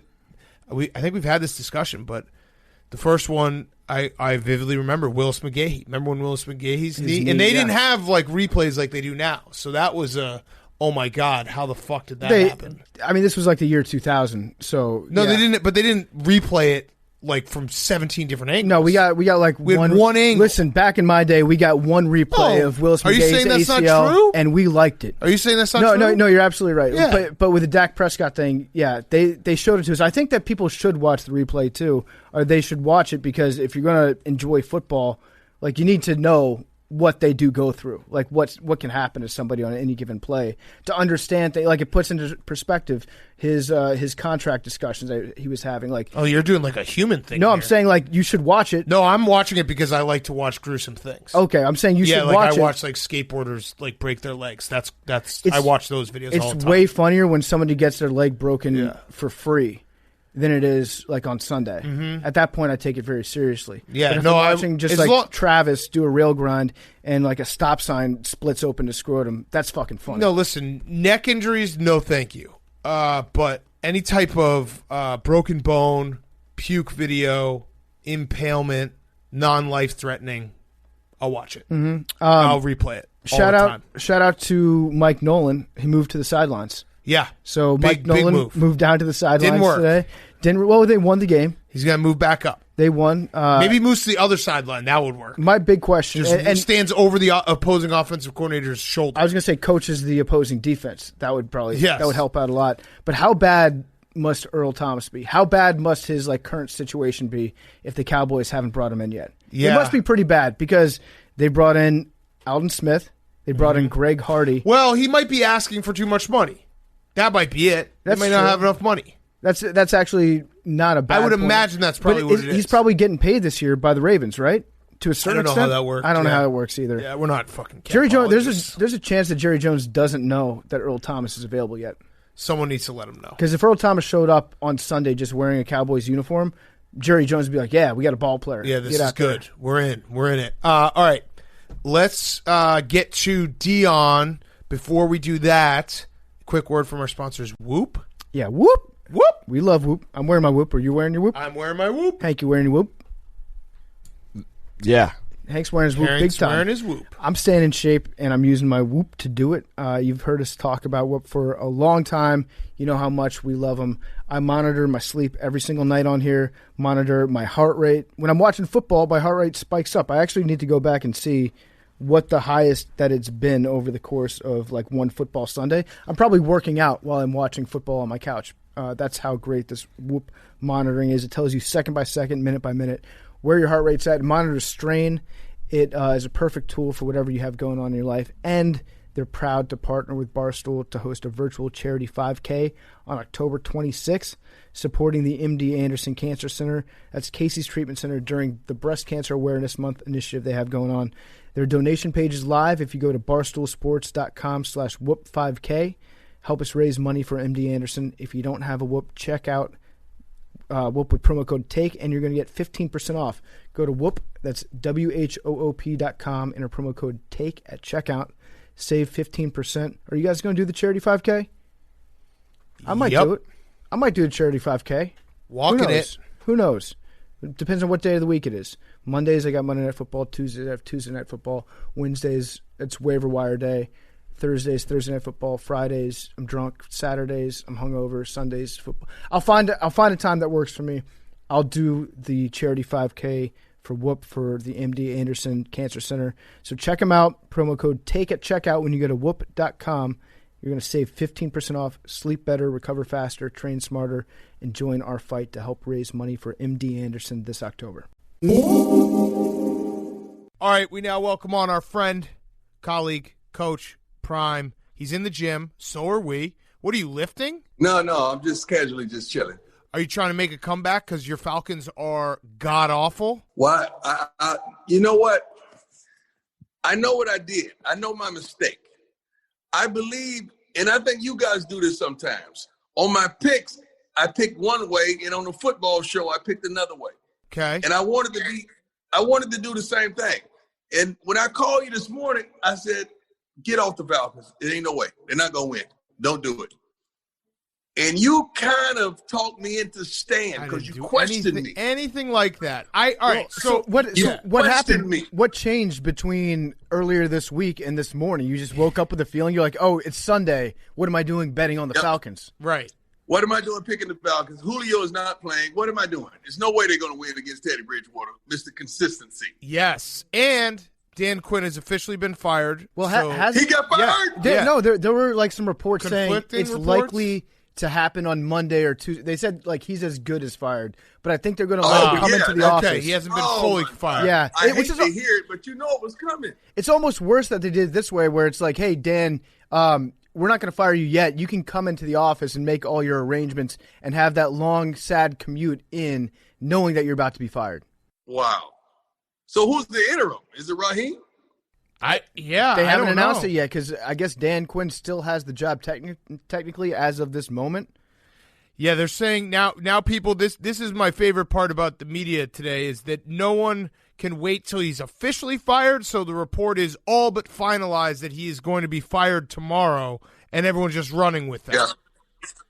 So he's fired. He's fired. You know that was, yeah, he's gone. Let's talk about the biggest story, though. Obviously, is Dak Prescott, the injury. Terrible, terrible injury. Feel awful for him. You're watching that game. What were you thinking when you see him go down? And then the Cowboys being resilient and winning that game with Andy Dalton. The first thing I was thinking about was I know when you're on that cart, all those emotions are going through your mind, and you're thinking to yourself, man, I probably should have took that long-term deal, because how is this going to really play out? All those stupid thoughts like that go through your mind. I've been there, done that. It goes through your mind. Like, what's next? Are you going to ever be the same? Are you going to rehab? Are you going to be as strong as you're going to be? Are you going to be as good? All those thoughts are going through his mind. Yeah, you know Jerry Jones pretty well, I would imagine. I had the thought that Jerry is, at least at this stage in his life, he seems to have kind of become, very much a player's owner. It would not shock me if Jerry Jones still made Dak a big contract offer this offseason, even knowing that he was injured. No, Dak deserves a big contract offer, first and foremost. He's earned it. He deserves it. But there's still a but. You could have gotten more. You always think, I could get more, or when is enough? So that's the thing that Dak is contemplating, and he wanted to finish this year strong. Yeah, and it's it probably sounds callous. I saw some people on Twitter being like, "Now's not the time to talk about Dak's contract," and it isn't. But you're absolutely right. Yes, The human element of it is that's going through Dak's mind right now, and you can't play the what if game. The hindsight's 2020. I will say this though, the one part of today, and as bad as Dak's injury was, watching Alex Smith play has to give you like a little bit of hope of saying the injuries are not like they were 30 years ago. This is not, Dak Prescott is going to be back playing football at some point. This isn't a career ender. He will be able to play again. True. And there's almost like kind of a beautiful, you don't want to see a guy get hurt, but a beautiful like message in there. Like you saw Alex Smith come back after a horrific injury when Dak has a horrific injury today. Alex Smith is one of my favorites, and to see how that played out and he got back in there, I was like, yes, that is wonderful. I love it. And to see how this thing is going to play out with Dak, then you start thinking all the crazy thoughts that can go through management and the owner's mind. Like if the Cowboys finish 8-8, 6-10, what do you do? Do you go in the draft? Do you allow him to be a free agent? What do you do? See, all those thoughts they're gonna circulate. Yeah. Do you think you got to weigh every option? Do you think that Andy Dalton is the guy they're going to ride with? I mean, it was smart in retrospect for them to go out and get Andy because he has been a starting quarterback for it seems like 30 years in the NFL. But based on the small amount that you saw out of him today, you think they're gonna ride with that, or do you think they're going to bring somebody else in as well? Well, they got to bring another backup in just in case Andy goes down. But that was a great move. Like, when you look at how it played out, you're saying, okay, good job, Stephen Jones. Great job anticipating what could possibly happen, and still get your team to a guy that has started a numerous amount of games that can handle the attention of being a Dallas Cowboy quarterback and get the job done simultaneously. Yeah, from a player standpoint, if you have a teammate suffer an injury like that, how do you move on from it? Does it take, do you have a short, quick discussion about it, and then you say, okay, let's put that aside, we'll deal with it later? How do the players get refocused at that point without, thinking too much about the fact of, we just saw our starting quarterback go down with a severe ankle injury? Well, it's tougher because it's your leader. It's a guy that you have hope in, a guy that you follow, a guy that is the face of your franchise. So it's a little tougher when it's that guy. But you gotta buckle back up and play the next play like it never happened. That's the thing about professional sports. Guys get hurt in practice. Guys get hurt in preseason. Guys get hurt on just freak accidents and incidents all the time. So the show must go on. That's the mentality. Yeah. The other big takeaway I had from this Sunday is the 49ers, your other team. Wow. Now, they have a ton of injuries, but it does feel like the Super Bowl hangover or the curse of losing the Super Bowl kind of feels real here, where it's a snake-bitten year.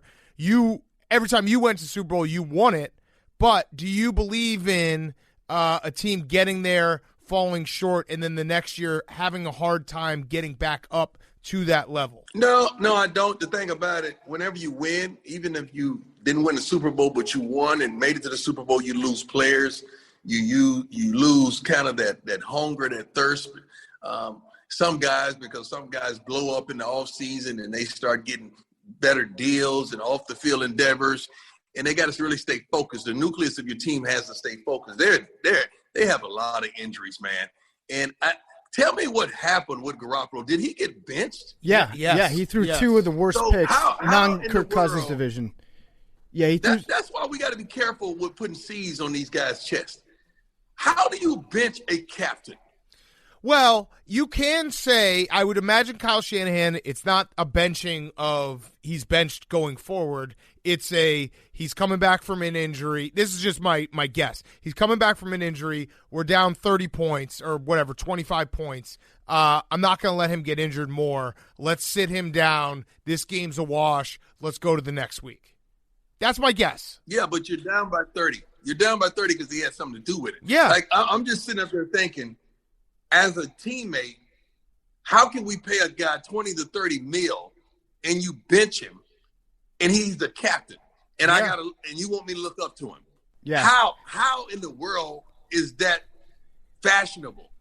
Well, in hockey, it happens a lot. If there's a goaltender that's having like a bad game, like sometimes you got the yips, you have a bad day. But in football, it's like with the quarterback position, it means a lot more if you take that person out of the game. You're sending a message to that person saying, like, we don't think that you're the guy that can get it done. And then it becomes a big question who's going to start the next game. Whereas in hockey, I think it's more like, okay, we can accept the fact that players have bad days sometimes. But if you're Jimmy Garoppolo, like, it's got to be sticking in your head. Like, it's embarrassing what happened to him today. And I don't know if he's going to be able to bounce back or if they're going to have like an open competition between him, Nick Mullins, and CJ Beathard next week. But it makes you think about, okay, because last year there was talk in the offseason that they did entertain the Brady situation. They entertained some other situations. Now you're thinking, okay, however this plays out, are you going to entertain other situations in college situations in the offseason? Because it seems as though you're not 100% sold on your quarterback. It's no way you bench a $20 to $30 million quarterback. Yeah. Yeah, no, it's true. It's a weird spot to be in now for the 49ers. Like, that locker room is going to be very interesting on Tuesday whenever they get back. Deion, I had one last question. We joke about this all the time. Chiefs losing to the Raiders. Is there such a thing as a blueprint game? Not really. There's a matchup game. Like, some people just really match up good against other teams. Some coaches have history against other teams. Just like Alabama, Ole Miss. Right. Okay? That, those coaches got history, man. And they just match up well. Gruden has history there with Andy Reid. Right. It's true. It's a good point. And they do have the offensive line and the running game that can, hope, take the air out of the game against Patrick Mahomes. Ooh. So no blueprint game, just a matchup game. Just a matchup. Coaches being very familiar with one another's scheme. And the timing of it, man, that's what happens. Sometimes it happens. Wait, so as a coach yourself, if you know the opponent, if you know the opponent really well, do you start playing mind games with yourself where you're like, I know them, they know me, they think I'm going to do this, but then I'm going to do the opposite, but then they think I'm going to do the opposite, so I'm going to do the original thing. Now you're beating yourself. You just go with your strengths. Uh-huh. That's how I would do it. It's like playing rock, paper, scissors, shoot. You just get paralyzed with thought. There you go. And I can't do that. I just got to go with my strengths. I'm excited for the takes that are going to come out saying, is it a good thing that the Chiefs lost this early in the season? That way they don't have to worry about going 16-0, everybody talking to them, later on in the season, like, oh, you got the perfect season going, because then you start thinking about that too much, and then that plays mind games with you. What about the darn Dolphins, man? Yeah. Like, come on, man. They're good. Come on, man. They're good. Feisty. The Dolphins are good. They're not good. They're not good. They just were good today. Brian Flores is a good coach. That's a fact. Yeah. He's got a good man. He's got a bad roster, and they're rebuilding, and it feels like the Dolphins, every couple weeks, they're in one of these games where it's like, whoa, what are the Dolphins doing? Man, they look good. It's Fitz magic, baby. That's right. Still going. Have you ever been pump faked out by a quarterback like 13 yards downfield? Like Fitzy likes to throw that pump fake like he's going to attempt a forward pass after he's already gotten the first down. As a defensive back, did you ever bite on that? Yeah, unbelievable. You wouldn't bite on that, would you? I'll be playing man-to-man anyway. I wouldn't come up here anyway. All right, Deion, thank you as always. Get that lift in. Appreciate it. I'm going to try to find you getting pump faked. I'm going to post that on Twitter. Who's winning tonight? Seahawks. LeBron? There's not a game. There's no basketball game Heat tonight. culture. Mark it right now. I'm saying it right now. The game started right now. Heat by 12. I didn't even know there's a basketball game on. The game's on right now. No, that's not right. I got baseball and football. That's all I see. Yeah, you're blind. All right, see you, Deion. Crucial catch. Oh, by the way, speaking of crucial catch, did you see Mike Tomlin's sweatshirt today? No. I meant to bring this up in the Steelers recap. Every team puts out like their version of the cancer awareness, raising money for cancer charities sweatshirts, and they all say different things on them. Usually it says, like, for example, with Washington, it says like Washington football team, and it's like the tie-dye colors on it. Pittsburgh just said Pittsburgh is stronger than cancer. Oh, they've had that for a while. Yeah, that's such an alpha saying. Yes. I imagine that they're like probably 3 or 4 dozen Yinzers that travel abroad every year, and they like land in Paris, and they're just wearing a shirt that says Pittsburgh is stronger than cancer. I imagine there are a few Yinzers who unfortunately get diagnosed with cancer, and when the doctor says it, they're like, but you don't understand, I'm from Pittsburgh. Cancer's a jag-off. Yeah, like there's no, like, did you check my ID when I came in here? They just put on that. From Pitt. And they're like, well, we have this great treatment center. And, I can I'm just put from on Pittsburgh. I can just put on the sweatshirt. Yeah, instead, I put right? French fries in my sandwich. I Yes. got this. Like, don't worry about it, Doc. All right, let's get Football Guy of the Week. Football Guy of the Week presented by Phillips & Rocco. One blade, the only tool that can trim, edge, and shave any length of hair. Pick up a specially marked one-blade Barstool pack nationwide where you could win up to $1,000 to the Barstool store. And if you have your own Football Guy look, we want to see them. Tweet your funniest game day facial or body hair looks to Pardon My Take, at Pardon My Take, using Trim It to win it for a chance to win a special PMT experience like playing a round of Mario Party, sitting in on an episode recording, or watch a Thursday Night Football game with us. We'll be choosing a new winner once a month. Your style, made simple. Phillips & Rocco, one blade. Make sure you vote and tweet us. Trim It to win it. Hashtag Trim It to win it at Pardon My Take. Thank you to Phillips & Rocco. Our Phillips & Rocco one blade Football Guy of the Week. Jake, give us the nominees. All right, Jake, sorry about your heat. It's okay. Game 7 Tuesday night. Bigger things in life. Are you going to be watching Game 7 Tuesday night or Game 3 of the ALCS? Which one will be on the main TV? I'm going to be prepping for our Soul Streams ping pong for Thursday. Oh, wow. Hanks even got him doing the plugs. Moving forward, I just want to say, like, the real winner, we should give credit. You know, you can talk about the champion or whatever you want to do, but it's bigger than basketball at this point. They didn't have a single confirmed coronavirus test for the entire time they were in the bubble. No Coco. I think that is more noteworthy than whoever happened to win the title this Agreed. year. We can all agree on that, Agreed. right? Like, it would almost be selfish for a team to want to win the championship and take the shine away from the league's effort in combating a global pandemic. Mm-hmm. Yep. All right. Splendid job. Football Guy of the Week. Starting off Phillips with Rocco. Steelers Football tight Guy of the end Week. Vance McDonald, who said he'd rather block. He said he'd rather block all game than catch one ball. Yeah. That is a very Heath Miller thing to say. Yeah. Love it. Notre Dame offensive tackle Heath Miller Liam. and Todd Heap were the same person. We can agree on that, too. No. Todd Heap. No, because Todd Heap, we got introduced to him in at Hard Knocks. Great all-time neck, Todd Heap. But then he was always injured. Heath was a warrior. Heath was out there for a while. But yes. McDonald, every time you see him, you can only think Heath. Yeah. Notre Dame offensive tackle Liam Eichenberg. Big Cat, you tweeted this out. He continued to play in the Irish's game versus Florida State despite suffering a brutal eye injury. His eye was completely shut. How many beers? No, I don't think he. Well, no, I don't think you'd have to like take a mallet to your dick to get it in there. How thin of a penis would it take? It would have to be a piece of paper. Micro penis. Yes. Brett Favre. His entire face, it looked like he got smashed with a brick. It was crazy, and he couldn't open his entire left eye.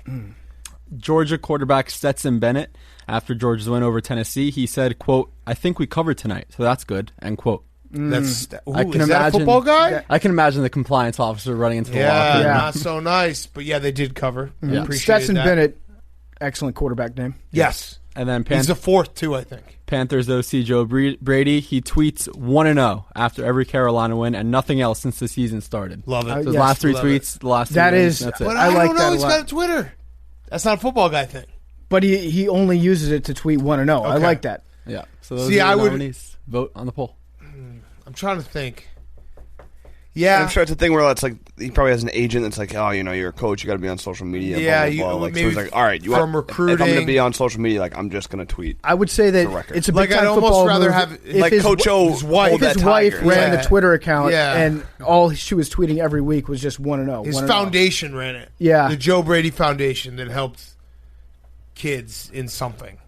That's it. All right. It helped kids win national championships at LSU. Yes. Who's back of the week? Should we So my talk about the Lakers winning the NBA my title? my who's thought we back did of the that. week. We did do that. We already talked about it. Everyone, people have been saying whether or not he's the GOAT. I've had some not great things to say about him. He won a championship today, which I think is pretty much undisputes him as the GOAT. I like this. So congrats to Rafa Nadal.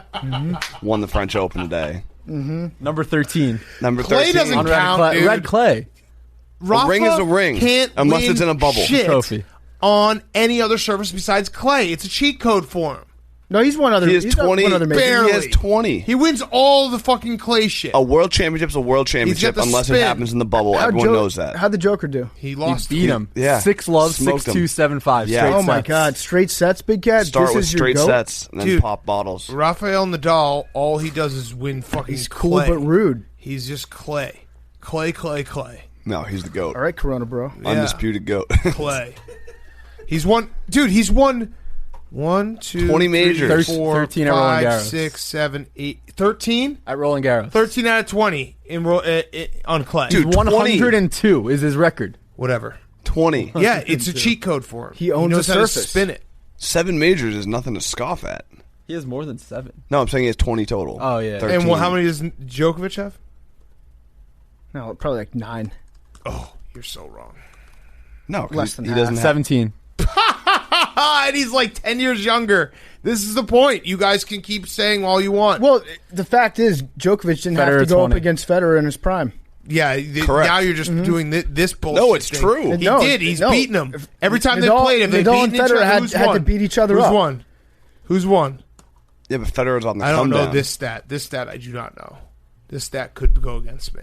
29-27 Joker. No, okay, thank you. No, against Federer in championships. In Djokovic versus Federer? yeah. In major in championship major finals. championships. Yeah, in finals, whatever. This could go against me. I don't know my tennis. I don't even like Djokovic. I watched one Wimbledon, and I decided that I liked that guy, and I liked the debate. Didn't Rafa win like the greatest It Wimbledon? was just the debate. match The of all debate time, is why I too. don't even like The tennis. I fifth set, hate the tennis. tiebreaker in Yeah. fifth I set. like the debate. Everyone always talks about The that. debate is all I want.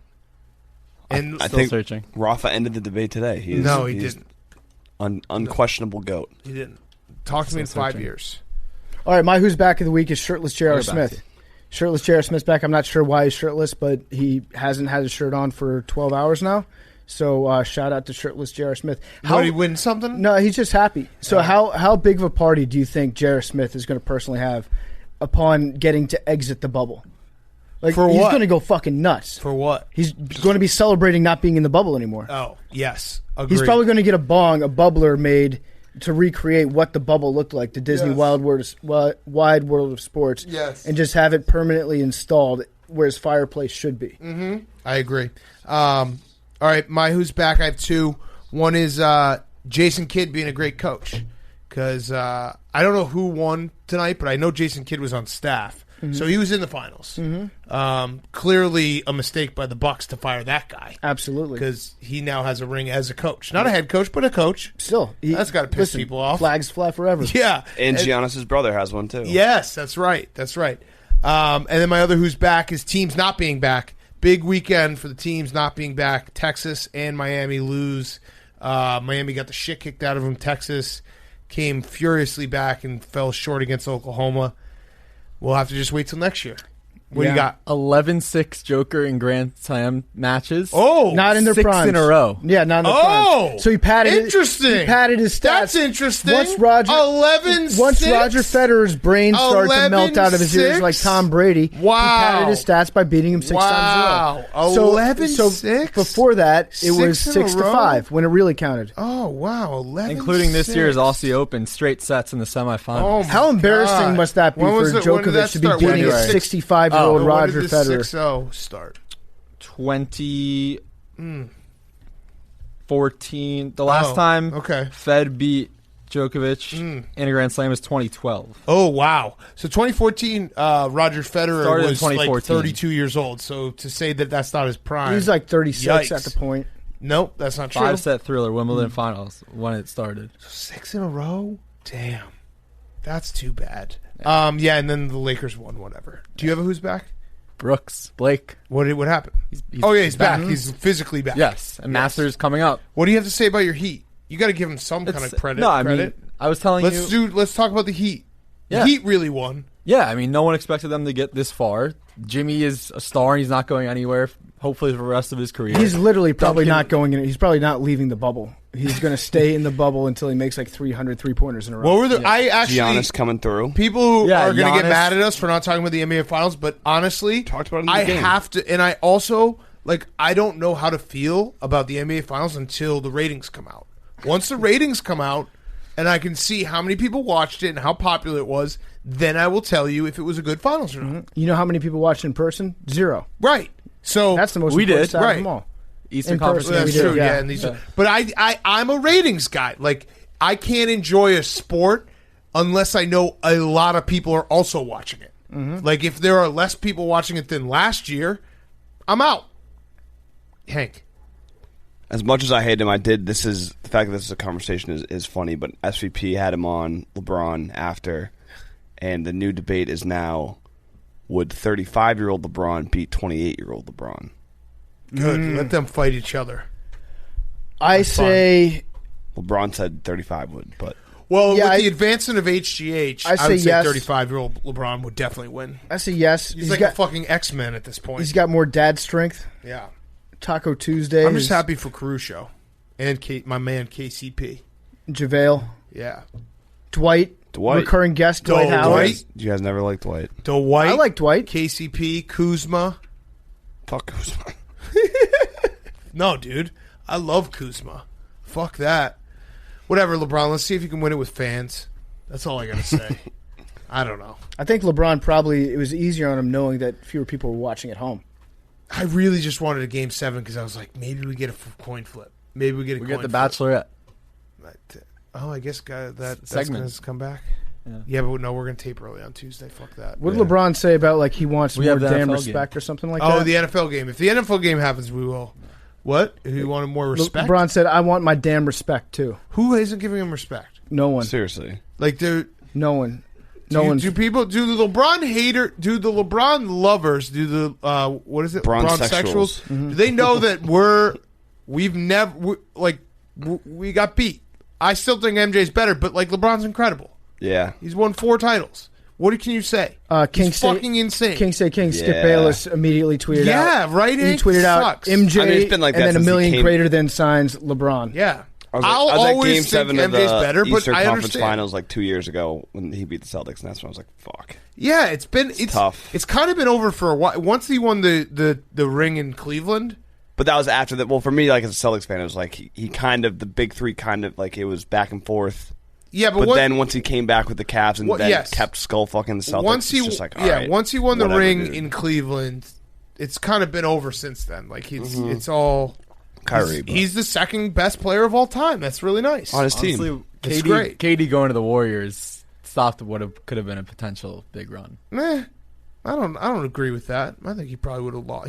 LeBron. He's a prolific loser. What I'll say. He's won a good amount, but he's also a prolific loser. He's like the Roger Federer of the NBA. Yes, LeBron enjoys losing in the finals. Why would he do it so much? He's done it 6 times. He's only won 4 finals. He clearly likes doing one more than the other. Takes his foot off the gas. Yeah.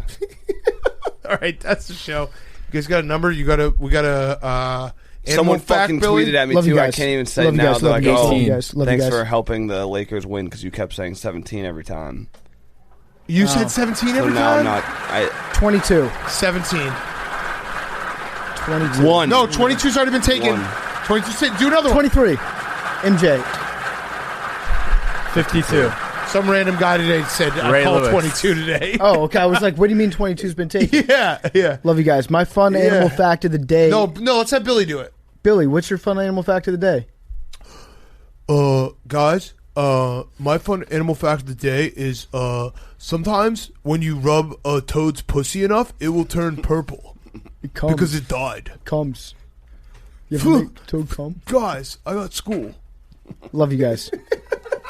Say it again. Hank, you want to play the DK diss track at the end?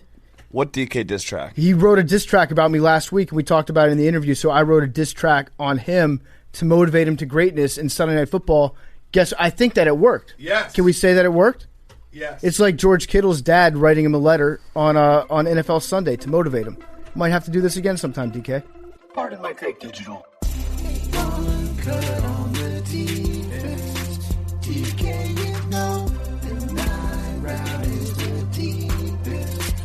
DK, you're getting fat like wanna mix in a salad so you can break her cousin's heart like a Creed power ballad. Dinah's having checked its online, PFT's being made. I know, this Australian accent, that's intimidating. You live at Planet Fitness, kinda look alarming. I got a six-pack, a purple. That's how I'm drunk and I'm lean. You're Hollywood. Your game translates to editing scenes. One cut and get your popcorn like 1917. You let her twice add on this because you can't draw a PI. Disappoint your fantasy owner except when you're on a buy. DK, one of your problems, you know J.K. Dobbins. Only free control you finished was at Baskin Robbins. One cut on the defense. DK, you know the 9 round is the deepest. But you're getting don't drop the ball when you're on the one. Then to the dog pit sing celebration.